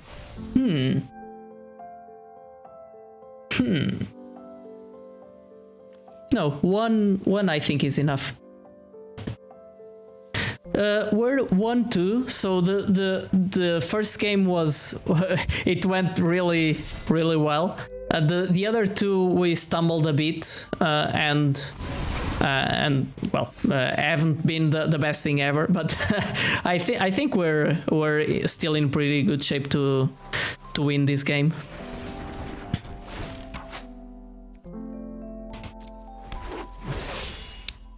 Still, the deck looks awesome. It misses a bit on early stuff. Yeah. It's really different. And like in our previous match, we fought against two broken mythics or rares or whatever, and there was nothing we could do. Right now we are so 1-3 and. Our end looks fine, so let's see. I'm still not convinced that we should be playing stuff like Immerstorm or whatever. Okay, my opponent is thinking a lot. Or maybe they dropped the internet connection again. 3 lands. So they already played the land for the turn. Okay. So do I have a backup creature? Once I... 4 mana. This is a 3/2 that I can use to... Okay, yeah, I'll attack right now. No reason not to be honest. I'll have Jarl open for their turn, and I can still, like, foretell raid. Okay, I have a Depart the Realm if I want.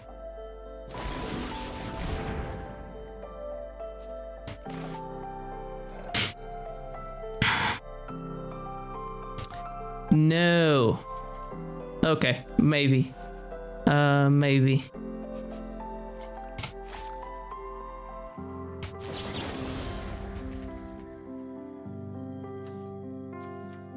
Yep. Let's take it back. Unfortunately, it's not good for our creature, but it can still do some stuff. I prefer to ambush with Jarl than to foretell Skull Raid right now. Just because it's better to draw cards than, or typically it's better to draw cards than to have our opponent discarding cards. Just because my opponent might just be discarding lands, and that's it. Yeah, Partizik, I played Sealed like 5 times last year or something because of two pre-releases, M21 and Zendikar Rising. Those were the 2 ones that I could attend. It's not the best use of Jarl, of course, but it's still quite nice. Oh, come on.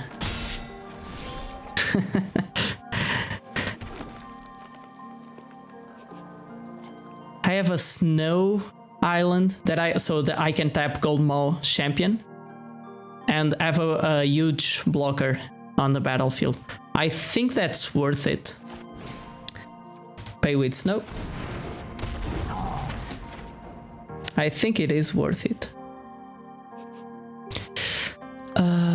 I'll attack for sure. No worries.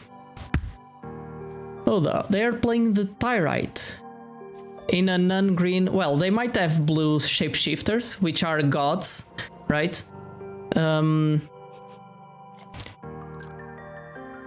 But paying 2 and tapping for a legendary creature only, so it's kind of tricky.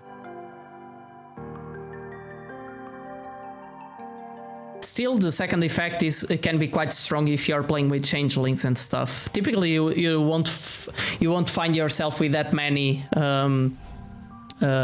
legendary gods or legendary creatures or gods. Becomes a god. Just like that. You pay some mana and you're a god.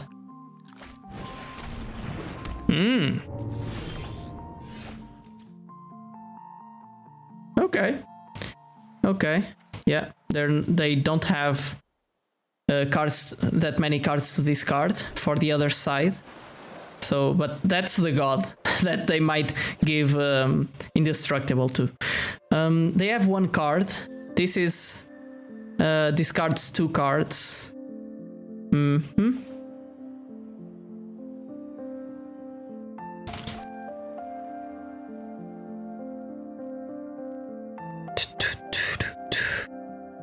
So if I attack with Jarl, it doesn't trade for both of their creatures. If I attack with Bergstrider, it would trade for both of their creatures if they let it go through. So what we will do is attack with Bergstrider, just because they have a high life total, so no need to rush. And if they like champ block or whatever, I will play Skull Raid. If not, I will play another Bergstrider, most likely, on their Gold Maw champion. Keeping it tapped seems to be a good thing. Okay, is that a land, opponent? Is that a land?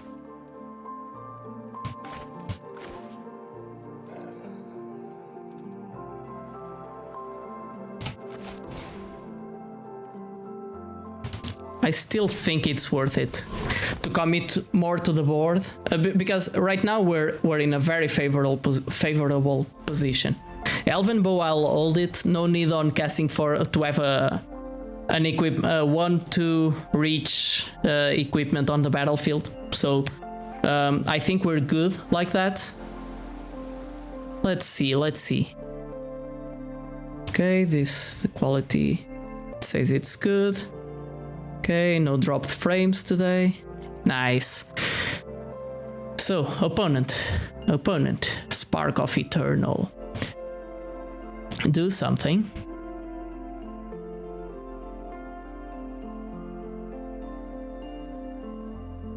Next turn I might just attack with all, to be honest. If this is a broken rare, I'll cry a bit, but I cannot foresee what's coming, right? Okay, I very much prefer to Skull Raid instead of strategic planning. I'll do that before combat because they have all the mana available, everything. So with these, they can put a +1/+1 counter on one of their creatures, so they can like trade with my Jarl. Oh no, it's only legendary creature. Okay, forget it. So I will Skull Raid before combat, because I don't know what my opponent is holding. It seems to be a trick.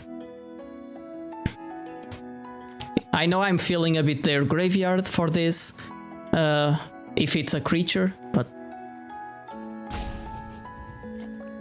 Do they have a counter or something? Like countering this? Well, it would prevent me from drawing a card.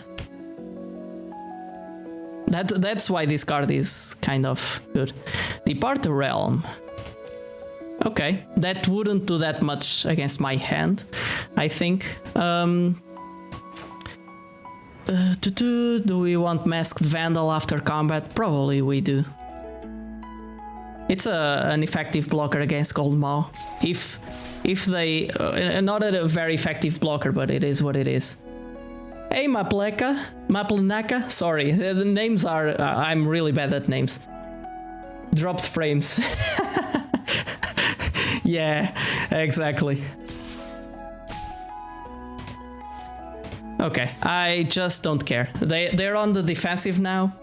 They don't have cards in hand. They can just use the throne. I don't really care about that.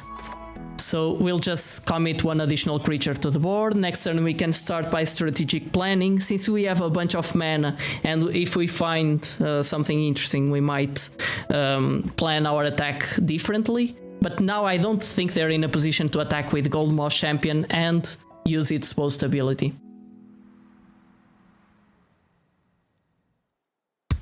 How's everyone doing? Maplenaka. Welcome, welcome. You arrived a bit in the middle of our sealed game or event, but still, you arrived just in time, as always.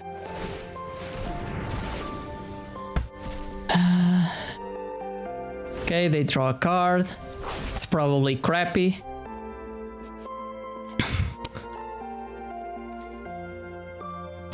Now, what are you thinking about doing, opponent? Please be gentle. Yeah, this is the scariest creature ever. Not really. Oh, but actually... Oh, damn. I don't have... I might have... I'm not sure. So if I had a creature, I could actually destroy their throne. Which would be quite nice. Oh, they're trying to find stuff. And they're only drawing lands. Okay, okay. That's something. That's something. So, let's Elven Bow. Oh,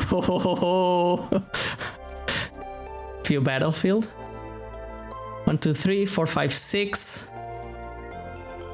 4, 5, 6, 7. Okay.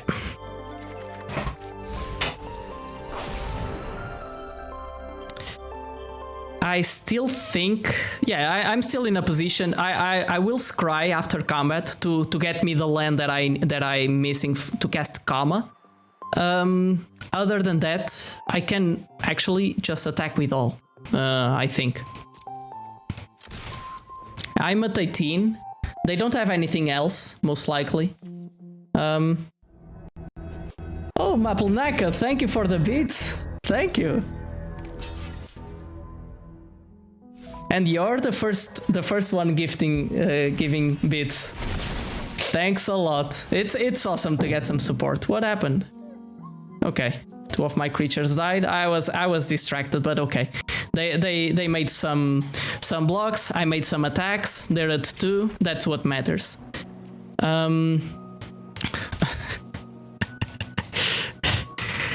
This is just too good. Let's leave the creature there, just because. Let's see. I'm really hoping that my opponent does something that makes me cast Kama. Or like that. That's actually a nice card advantage. These lands are so good. By the way, Maplenaka, there's this Sealed. I'm not sure if you, well, probably you are enjoying, you enjoy Magic. Otherwise, you wouldn't be here, or you're here because you want to support. That's all. Everything is accepted, and I'm thankful for all.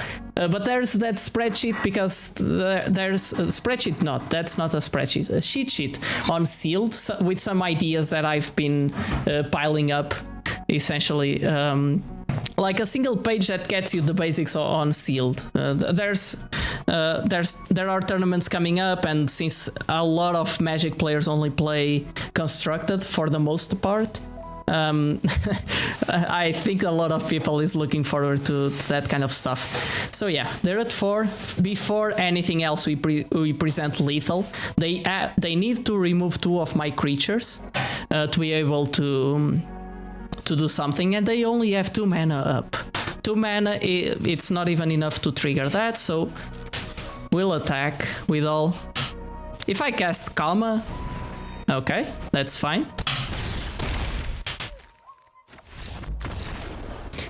It wasn't still this time that we cast Karma, but at least we got it into our hand, right? At least we got it to our hand.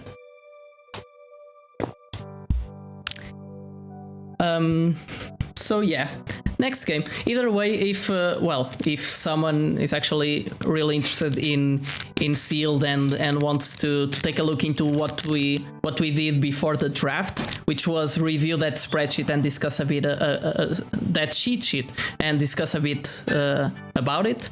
I'll be posting the recording in the next couple of days on YouTube. So it's actually pretty funny to look back into the first videos that I've put there.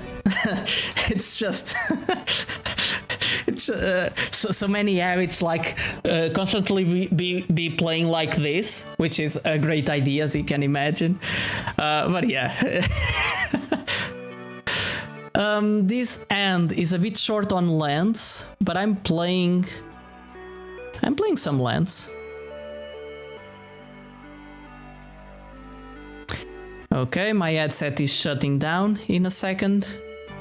Let me just do something here. Lower the music so that I don't waste as much battery.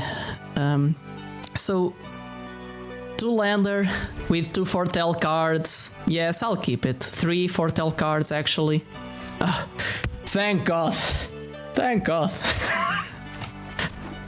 Let's just play our forest. I don't really care. Great stuff. Now we want to be foretelling something. Next turn, we're probably playing the other forest and playing Elven Bow. And on turn 4, we might do something different. I think this is more helpful. I see these as more of cards for the mid to late game, because I have stuff that I might, like sagas that I want to get back to my hand. I have or my opponent might play something that I really need to get out of the battlefield in 1 critical turn. So that's something.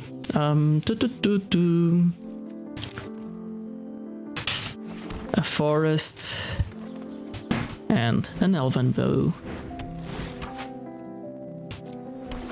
It cannot really face a Svala, but it is what it is. They now can start putting some monoliths. Deals combat damage to a player, draw a card. And it's important, the last clause I actually missed the first time. It's all their creatures. So, yeah. So this says destroy. I want to take Svala out of the battlefield as early as possible, and I don't want to enable them to have a double attack in there. No attacks. Now I can depart the realm by binding the old gods on like chapter 3. So and do it again. And do it again. Okay, I'll block. You're just trying to trick me, opponent. Okay, I need blue mana. I need blue mana. If I want to be able to do what I'm talking about, the part the realm stuff. So this turn is a nice tunnel turn. This doesn't show the eye. I need to show my opponent that this is... Oh, put it tapped. Oh, okay. Sure.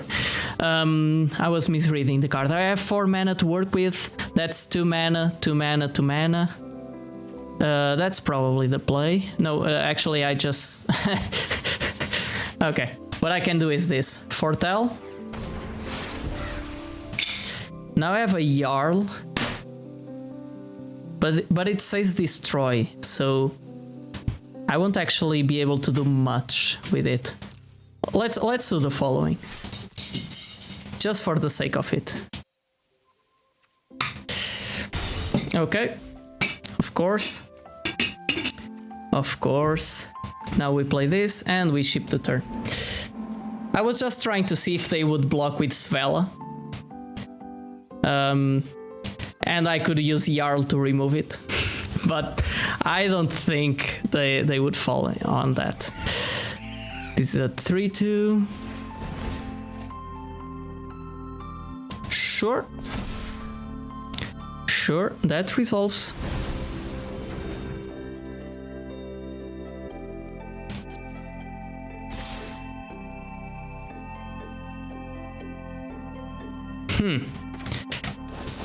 That's the issue about my early play. Hey, Undeath Tamer.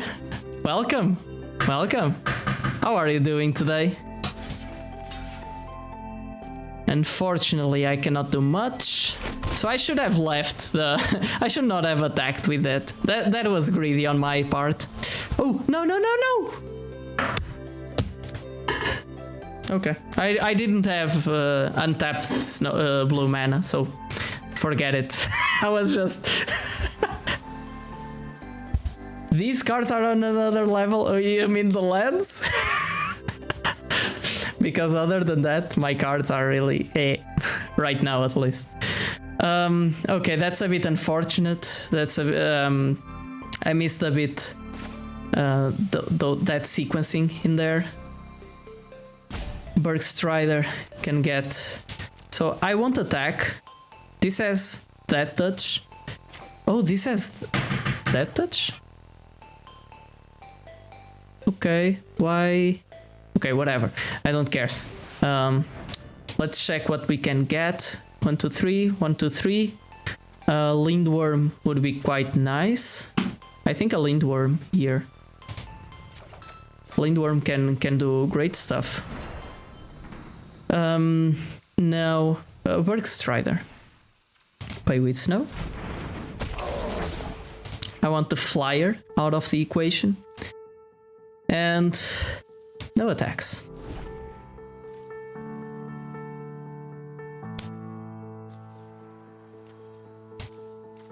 Oh, okay, it was because of binding. Oh, damn. Not compared to mine.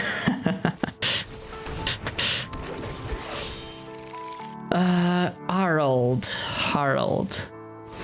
Elves.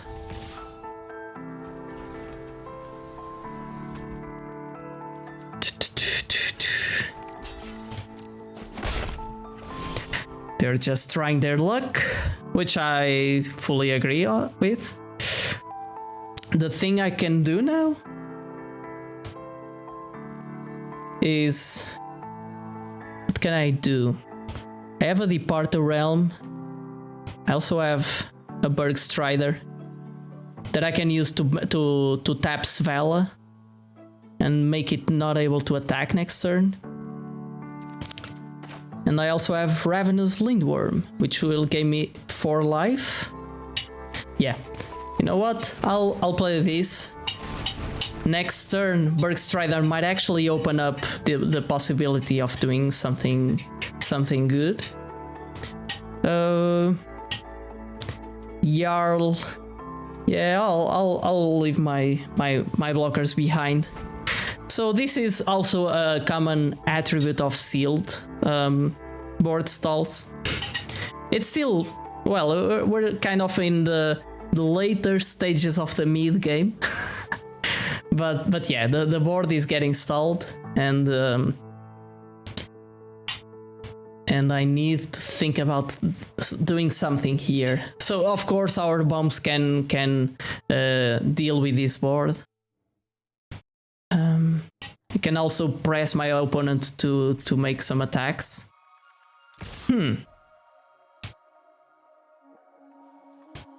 Luckily I have a Departure Realm available to protect something or to take out something from my opponent.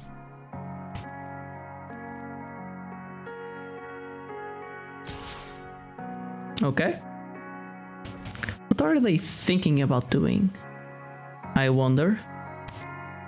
Yes, I want to pass 2 blockers, sure. So I want you dead. I want you really... Okay, that has Menace.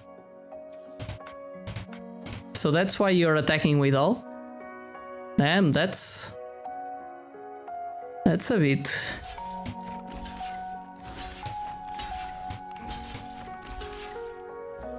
I don't really care about doing stuff like that. Okay, they're targeting my Berg Strider with something. No, they're just picking the order.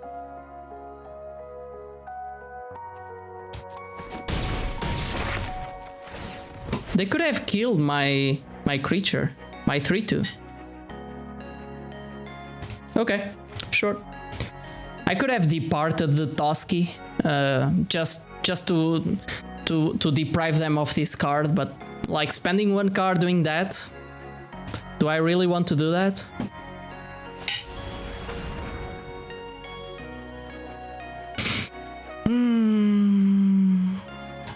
Okay. You got the Svelas back.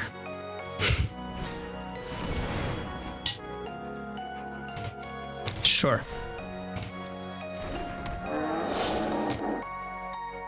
Do I want to remove the Infernal Pet? It's a 4/4. She's already pretty good.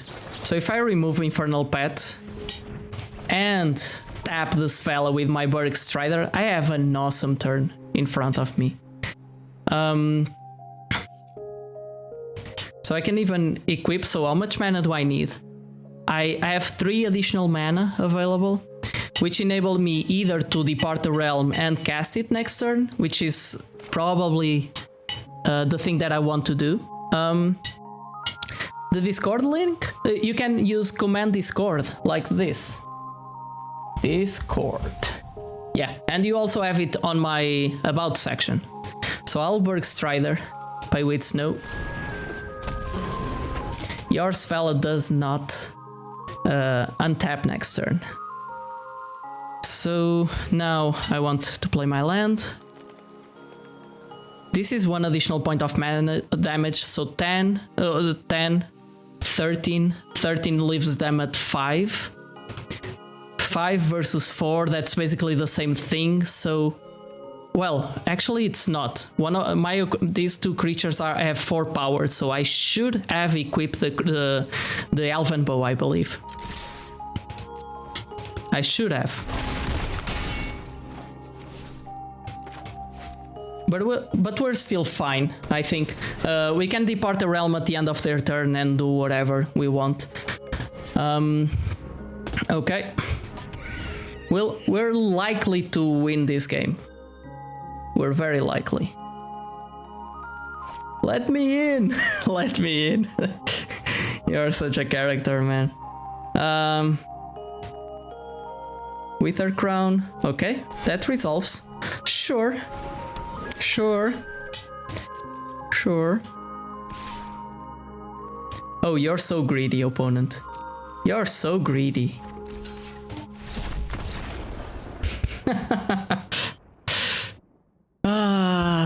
That felt good. That felt good.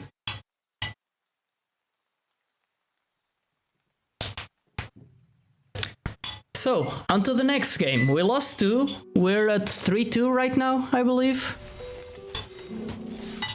3-2. So, we're still in good shape. We're still in very good shape.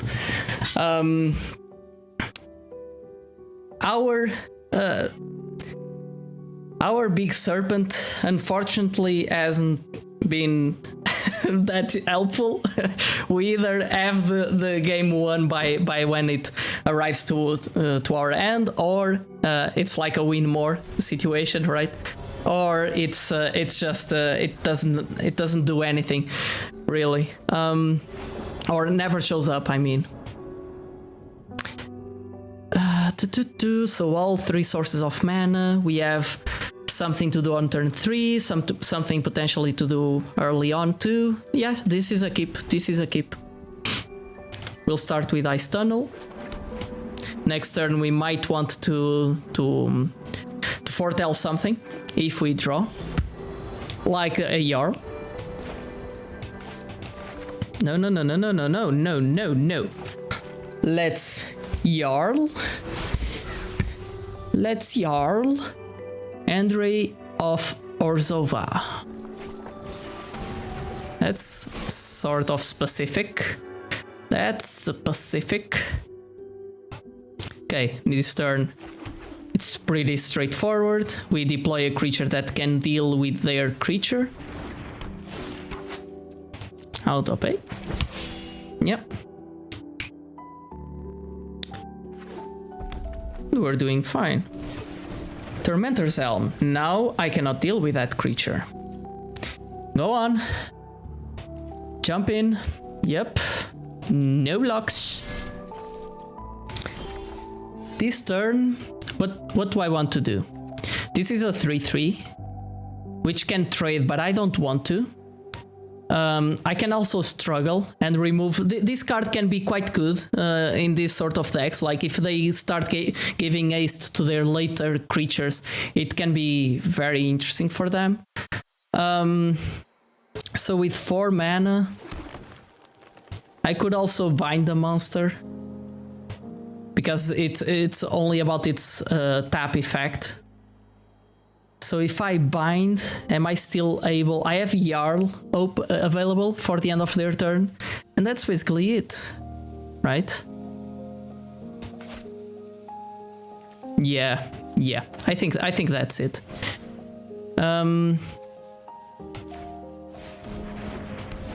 I could have struggled, but I don't think, like, I would spend all my mana, sure. This creature, I would attack for one additional point of damage, sure. But I don't want to be binding the monster of larger creatures. Still, they can, like, move the helmet or something. All of those things looks fine. Do I want a Jarl on my battlefield? I think I do. My creatures are quite small. And I want to have board presence, I think. I have a Snowland. So this and next turn a Litiara can be quite good. Or just a Litiara right now. But well, either way. Right now, I'm the aggressor.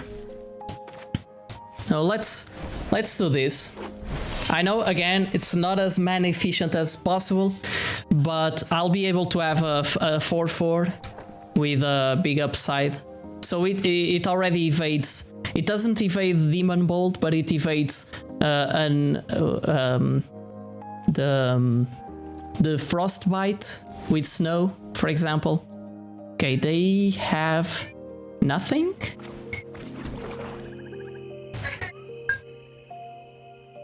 To be honest, I think I'll be playing this before combat,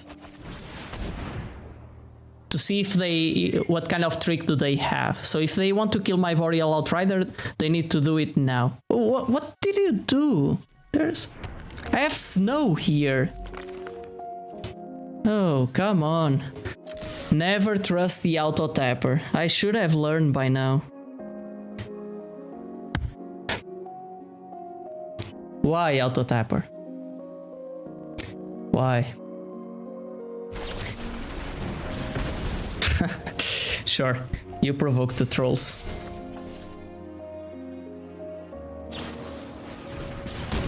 Yeah, Demon Bolt would still get it. So Yeah, I could have done things a bit better, but still, we're in good shape here.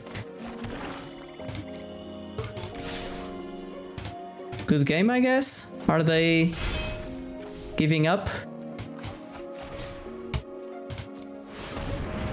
Whatever.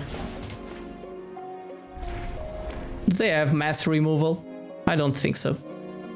I don't know what they have in hand. Okay, that's game. This was a quick one.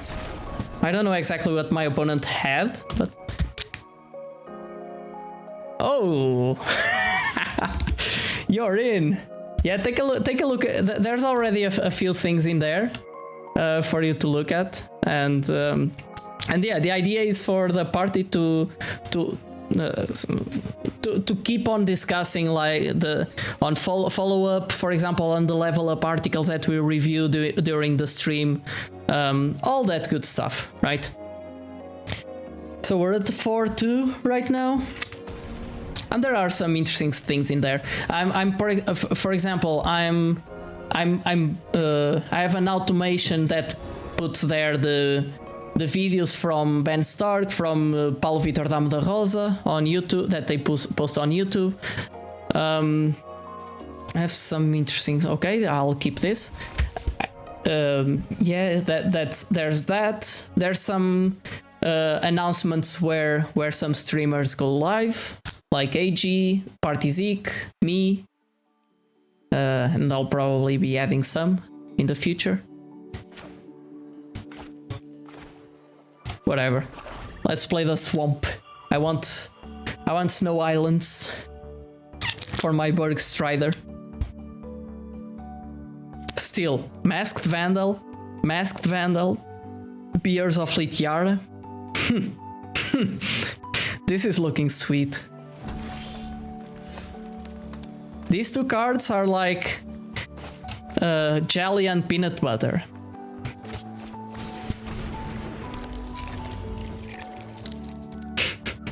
If my opponent lets me have it, this will be great. This will be so good. Oh, I hope they let me. Foretelling a card. So, given that they foretold a card, what I'll actually do is attack, cast the tap land, and cast Masked Vandal. That way, next turn, I have Beers of Litiara, which will put me an additional 2/2, and on the following turn, I'll have 3 4/4s on the battlefield, if my opponent lets me, again, and bind the monster. Open. No, I actually don't have. I need an island. Diogo, I need an island. Come on, island. Please, island.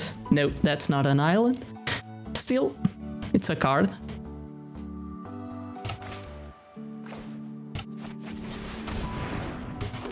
It's a card. Do I want to attack? They will tap one of my creatures. No, I don't want to attack. Yes. Yeah, exactly. An island. Getting an island. It's the most secure way to ensure social distancing, for sure. There's an island. Yes. There's an island for you. There's an island for me. There's an island for everyone. So I'll play it slowly. I don't want to attack my opponent. Next turn I might even bind a monster or Berg Strider and tap their creature for a little while. I think this game will go like our first game. Just saying. Come on. Oh, no. No.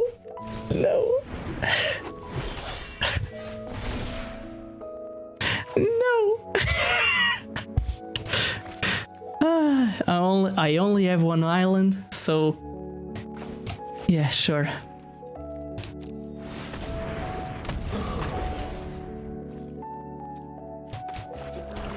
Oh Christ. Oh Christ. It would be so good. So good.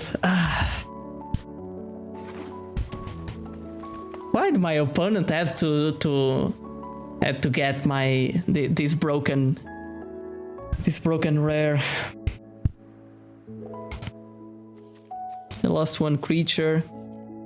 I lost 3 cards actually, because this card now does nothing. Oh, actually I can kill it. Okay, it's a removal spell. I thought the 3rd chapter was only for changelings. Okay, you exile it. See? 2 broken white rares. Jesus Christ. So I want to get this and bind the monster. First I'll attack. If they want to shump, that's fine by me. Of course they don't. Now... now both creatures are tapped in there. It's so good. Oh... See? See? Actually, nice synergy going on in here. That's the thing about Kaldheim. There's so many micro synergies going on and little interactions that happen that you might not even be expecting. It's really... it's something. Definitely. Next turn I can put two +1/+1 counters, and it's great that my opponent actually killed 3 of my creatures. Yeah, we're doing fine. We're doing fine. The only thing is we're in top decking mode, so it is what it is. Yes, you can inspect. That's...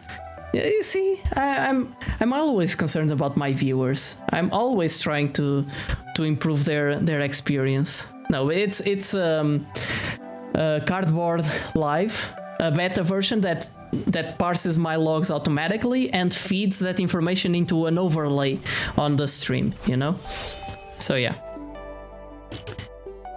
So if I put 2 +1/+1 counters on this creature, it can trade for both.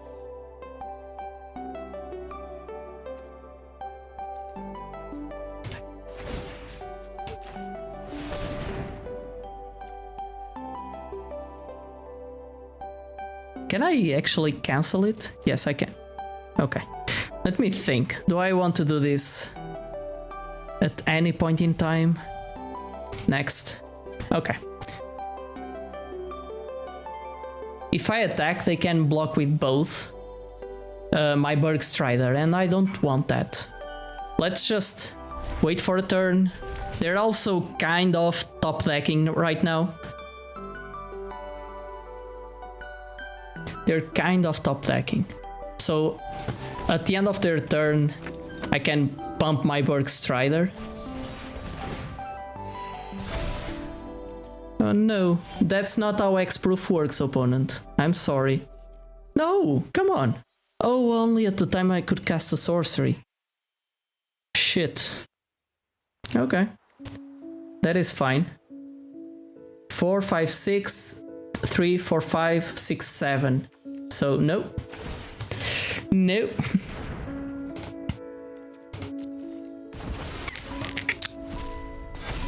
So now I don't need to be aggressive. They're at 17, I'm at 17.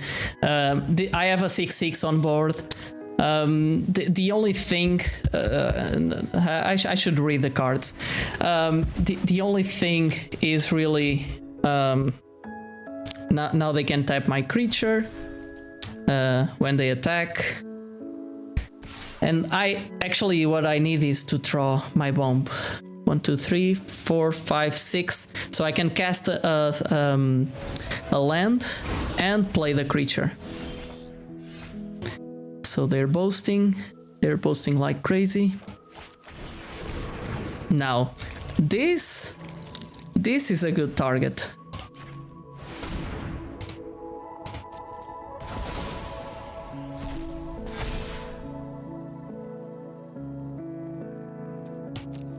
I don't want to attack. I need 2 blockers because they can tap one of my blockers with this creature. Actually, I don't have 2 blockers right now because, well, I can still block, but they can boast themselves. Okay, Inga Rune Eyes is a really nice draw here. I want to find my threat. Binding is actually nice. Other than that, I'll just put everything to the bottom. Binding is quite nice. I want to remove the Gold Moss Champion. With greatest power among creatures your opponent controls. So this is at 2. So I'll...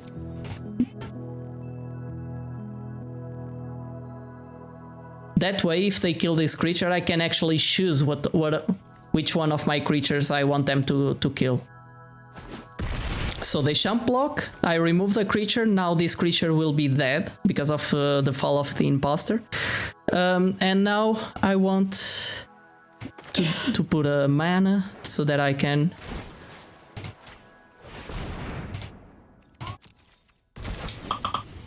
This Mistwalker will win me the game, if they're not careful. If they're not careful... What kind of sorcery is this? Okay, Masked Vandal.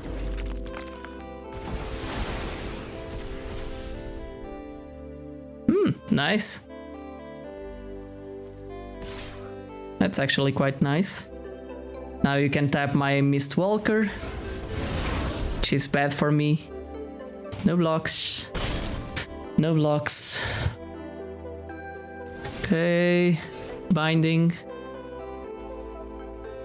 If I bind this, this will get back to the battlefield. I don't want that. I want to bind the actual threat, which is this.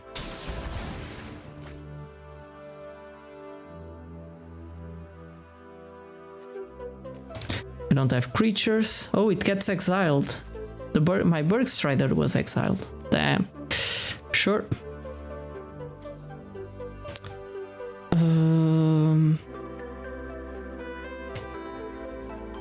No. And the turn. Now let's see. Let's see. They probably don't want to attack.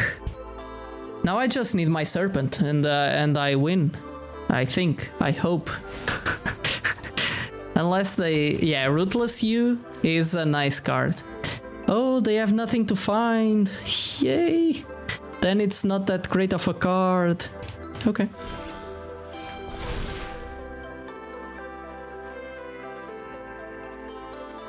I don't really care.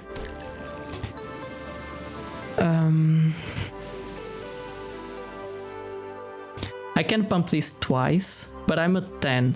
So they can take an attack for 7 and go to 10. I would take an attack from them and I would go to a very low life total. So I'm not interested in that. Yes, I want a creature. Gain Death Touch, whatever. I want a bigger creature. Like the Inga. So now, essentially now I have a more effective blocker. Next turn I can even throw the Elf Warrior to my opponent's face. Oh nice, another one. Another one. That's really nice.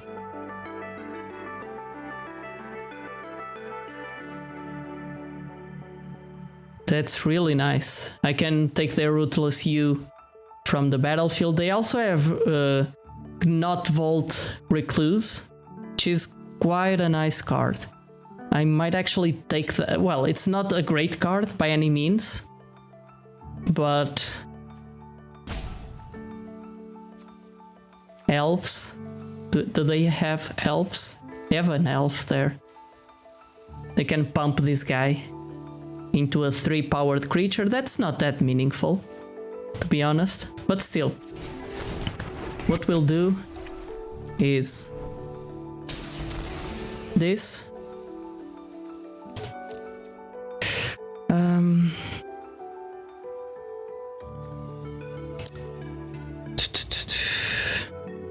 Now I can only do this, I can do this twice.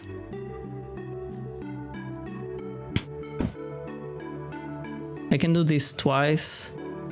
Can also attack with this. It would, no. Do I want to get greedy? I want to get a little greedy. A little greedy.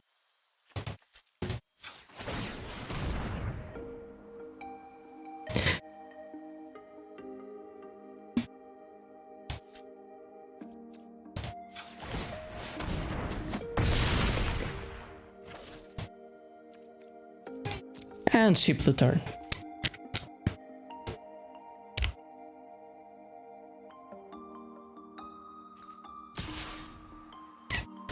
Metro last night Redux. Oh, I think I remember playing something like that.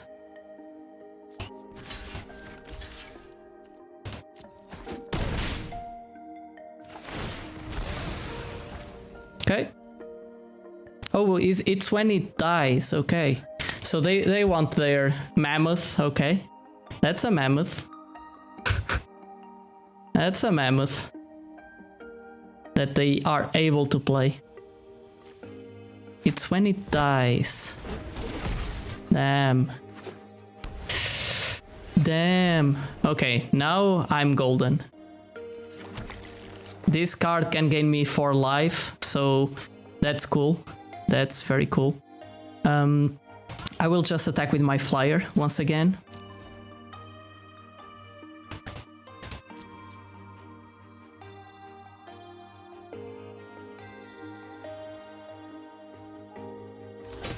What might they have? Okay, that will kill your creature. Fine.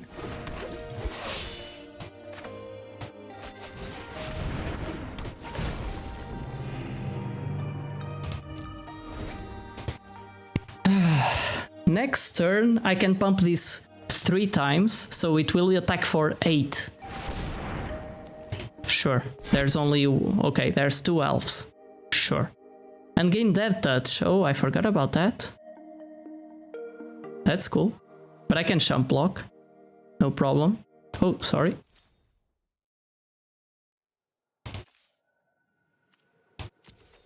If I draw an island, I think I win next turn. I don't know exactly why they are doing this, but I guess they are. They only have 1 mana left, so yeah, whatever. Go to damage. Ah, so close, so close. So I can tap this, give... oh, no, cancel. I need to tap this mana manually. 1, 2, 3. Target creature. Inga Runize. Yes! Yes! Damn. So the thing there is I would have lethal. This would grow to a 7, and I could pump 3 times with these lands, and essentially eat them for 10 and win the game. Yes, we beat the mammoth with a common. With a common. Damn. Leave match. Jesus. This event is taking a little while, but we're getting there. We're getting there.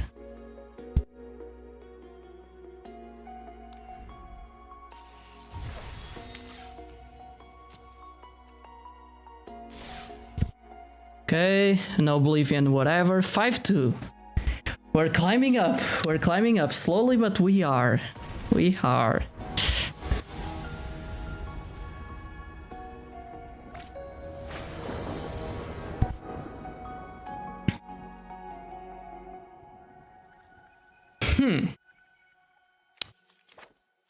This is okay-ish. It's a good hand to lose with, for sure. Now I'm not that that concerned. We can get one of the dual lands that also taps for blue with the binding. So we're kinda cool. We're kinda cool. We're doing fine. Let's foretell our monster, our creature.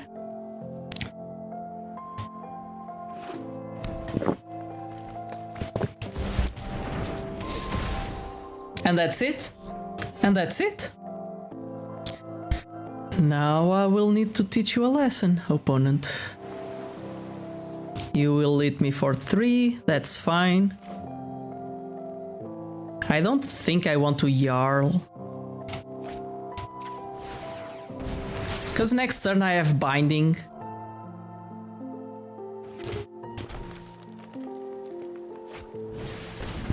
That's a 1-1. That's fine. Sure, put all your eggs in the same basket, opponent.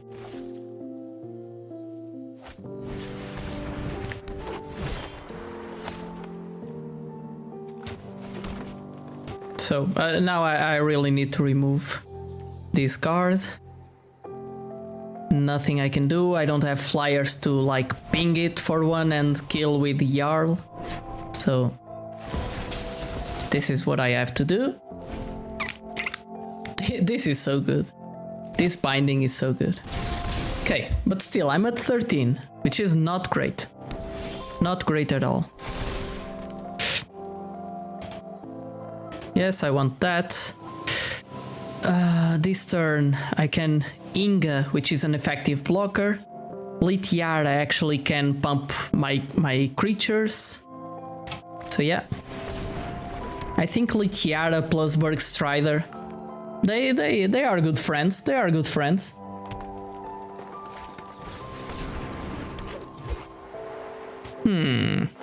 So many sculptors. Sure. Oh, it gives indestructible because of snow.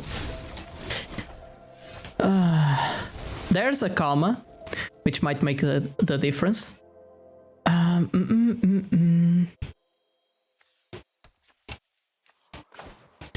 So right now I want to spend all my mana. I'm in no position to attack with Horizon Seeker. Inga Rune Eyes might help me get the lands that I need. Yeah, let's do that. I want to draw only lands now. Bears of Litiara, I'm not in a good position to take advantage of that. Struggle for Scamfar is actually nice. It's an additional piece of removal, so I will leave it at the top.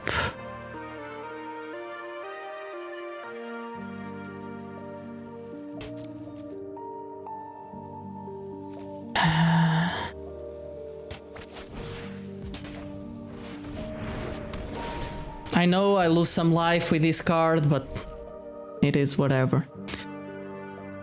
I need to hold off my opponent's creatures somehow. So now what do I want to do? Bergstrider or Struggle? I think committing to the board first is better. Play with Snow, yes. And I also prevent them from using Sculptor of Winter to do, like, to untap snow lands and do snow shenanigans on their turn. I don't think I want to attack. No. I'm at 7 life. That's that's too low. That's too low. But my opponent is running out of juice, as you can see. So there's the land that we scried to the top. Now we're at 6 lands, so we're close. We're close. Next turn this will untap. So I will put a +1/+1 counter on my creature and leave Jarl open. Yes, I will. Yes, I will. I'll do it like this because I will attack just with this creature. That's my rationale. I don't want to expose myself to something crazy from my opponent. Because I'm in a good position, right? Now I can Jarl at the end of their turn. If they attack with something massive, hasty, I don't know. I don't expect anything. I'm not expecting anything that crazy. Do they have a way to remove Bind the Monster? Guess not.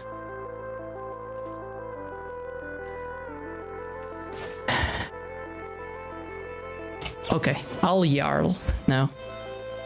I'll Jarl now, so that I have a blocker and I can attack with both of these. That's not a land. Okay, let's attack with Depart open.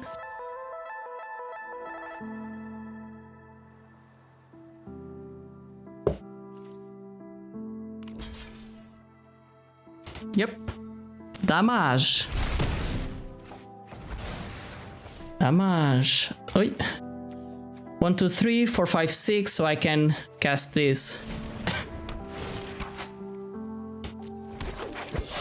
And now 5, 6, 7, 8, 9, 10, 11, 12, 13. So right now I have my opponent dead on board. I could have committed my this additional creature, but I have a Depart the Realm that I can do stuff with.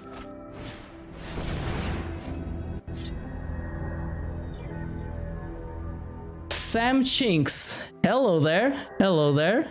How are you doing today? Stealth Bomber, thank you for... Oh, I need... Where's my updates? Just 1 second. Thank you for the Stealth Bomber. That's really kind. Thank you. So Clarion Spirit, do I want to do something? I'll let it resolve. Whatever. Yes, that resolves. That's a 3/6 that I don't really care about.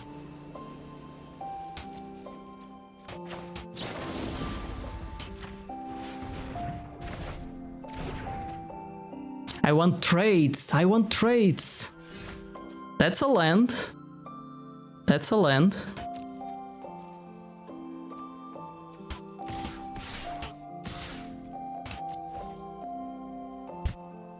I could have attacked with my Jarl too, maybe. But either way it wouldn't be lethal, so I think it's fine to leave it behind. And now I do want to have my Horizon Seeker.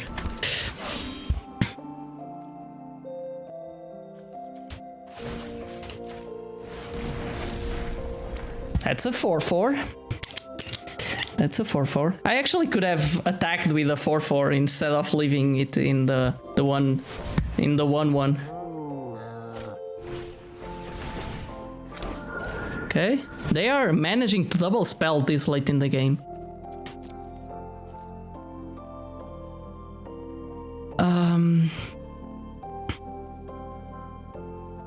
Okay, I cannot be dead on the swing back. They have 1, 2, 3, 4, 5, 6, 7 power on board. So I'll attack like with 2 creatures or something. Yeah, I'll attack with 2 creatures. I should have moved, by the way, you should have moved the Elven Bow to Horizon Seeker so I could fetch a land with it. But I did not, which was dumb on my part. Still, I'll do this attack like that.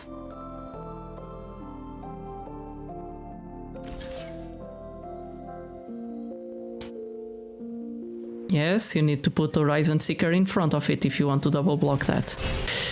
Okay, that is fine by me.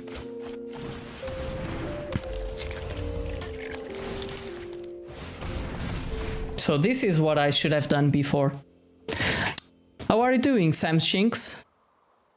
I hope you're having a wonderful evening. I believe it's evening there, or I'm assuming it's pretty late evening right here. So binding. Oh, you killed my awesome creature. Yes. Oh, I already had mana for comma. What am I doing? What am I doing? So do I need to attack? I don't think so. Yep. Yep, opponent.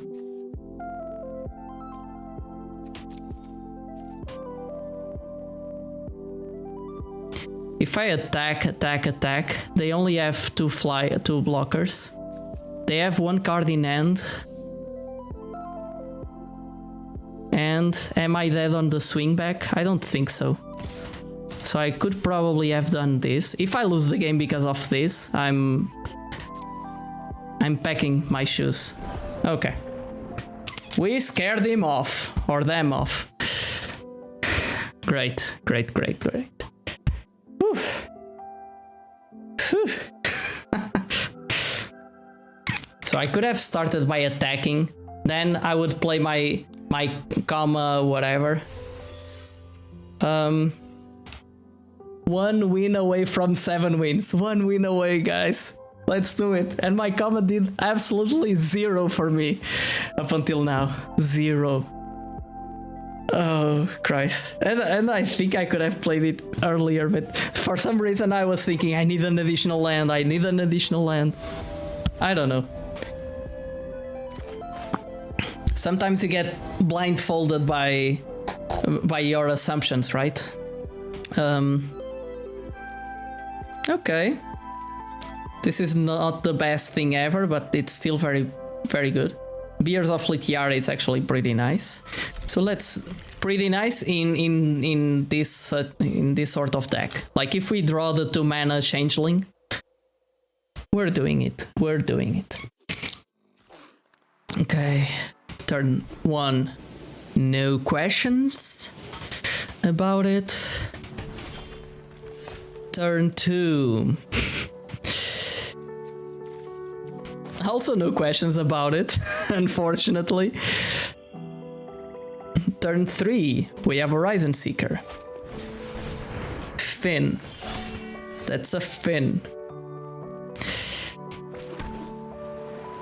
Do I want Beers of Litiara? No, I want to play it after I have Litiara Glade Warden. Because that's an awesome way to kill the fin.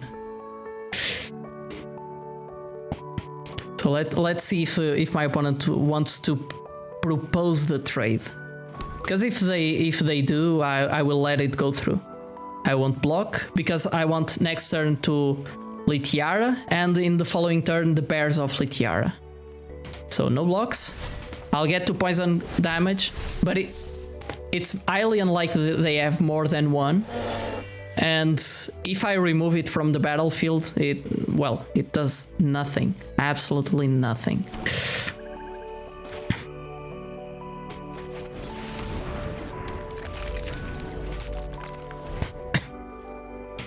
Okay.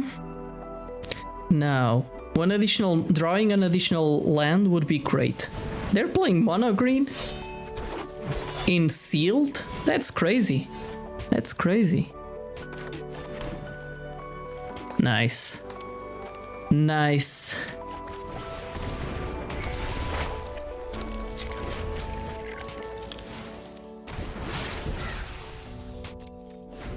Actually could have left Depart the Realms on my hand so that I could play it in response to something. Like get the Bears of Litiara back to my hand or something.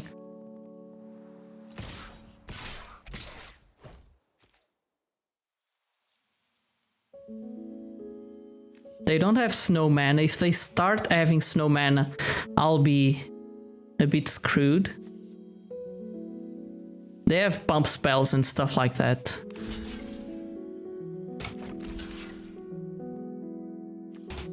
No, let's remove the highest powered creature. I want my changelings. My changelings will be 4/4s next turn. I need them. Hey Wicked! How are you? Welcome, man. I missed you on my streams. How are you doing? I'm doing fine. We're 6-2 with a sealed pool. Today we dedicated our session to sealed. We reviewed the spreadsheet. Like you play a bunch of constructed, so that's that. A bunch of limited, I mean, too. So I don't think. Let me just check. Each creature. But yeah, since there's sealed coming up, right? As tournaments next months, yeah, next month. So it's something that a lot of constructed only Magic players can take advantage of, I guess. So in this situation, I'll have 2 removal spells next turn if they do nothing. So I think I will just Ingarunize, leave Depart the Realms open next turn for Bears of Litiara, and that's it. Okay, I'll scry away these. This can help me find additional juice. I have some high quality cards in here, so I don't want to do nothing really crazy. Let's see, my opponent seems to be playing mono green, which is a bit awkward. You had a great run? Oh, that's cool. But in Constructed or Limited, what were you playing today? Oh, that's just great.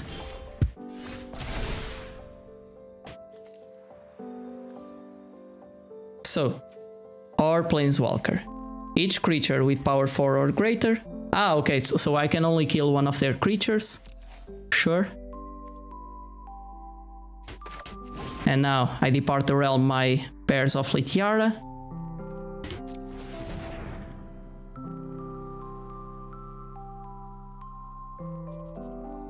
Oh, let me... Okay, now we're talking. Full control stuff. Oh, this is like scoop moment for the opponent. I'm just kidding. They're still in good shape, but I can now like binding their Eyesight Troll, but I won't because it's better to wait for a bit. But still, I will just I could have played strategic planning before anything, or maybe not, because I actually want I want to cast at least Bears of Litiara this turn, I believe. Nice. By the way, what are you playing in Standard right now? Okay. Okay, opponent. Now that we got that out of the way.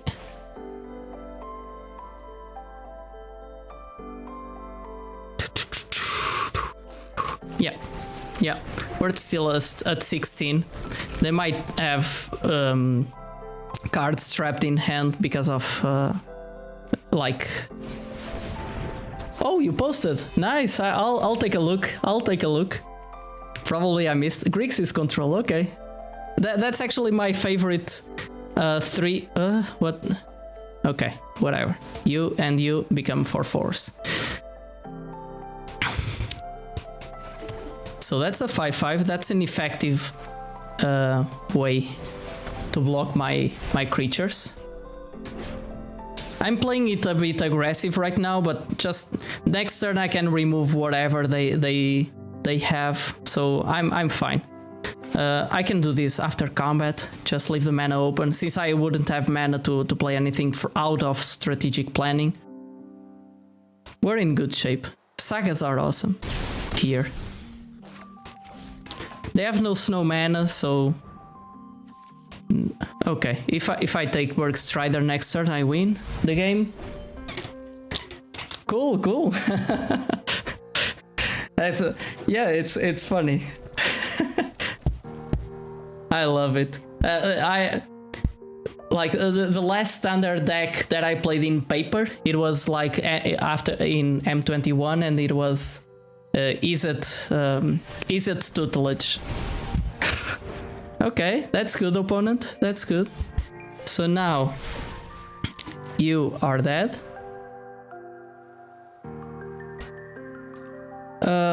Sure.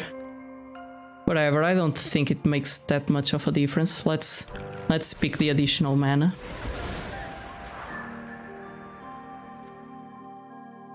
Okay. So the plan for this turn is to attack with both, leave Ravenous Worm behind. And I think we have the game.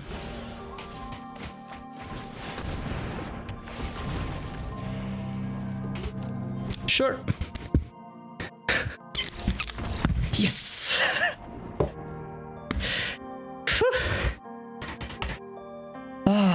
We did it. Oh, it feels so good. It's like you plan you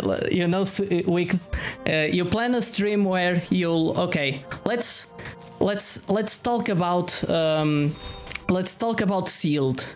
Let's explain how to build a sealed deck and all of that, and then you actually build a sealed deck and you get to 7 wins. That feels special. So yeah, comma.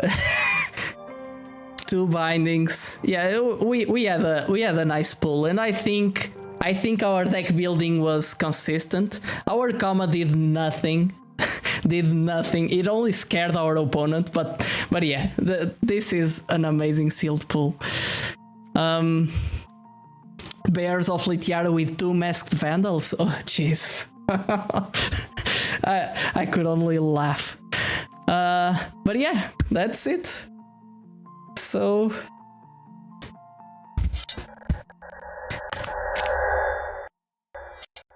I guess that was it for today. Thank you for everyone that joined. Even there's a bunch of people that had to leave. Then that's fine. But the energy was here, and it felt great. Altogether, it felt great to actually manage to pilot a deck that we built together on a session where we reviewed the sealed, how to build a sealed deck. So now I guess in a couple of days I'll also have these available on YouTube, so if you're interested, if you're already on YouTube, thank you, and make sure to do all those things that all the content creators ask you to do. If you want. If you don't want, that's fine by me. But yeah, I hope you learned something, and let's see who can we raid.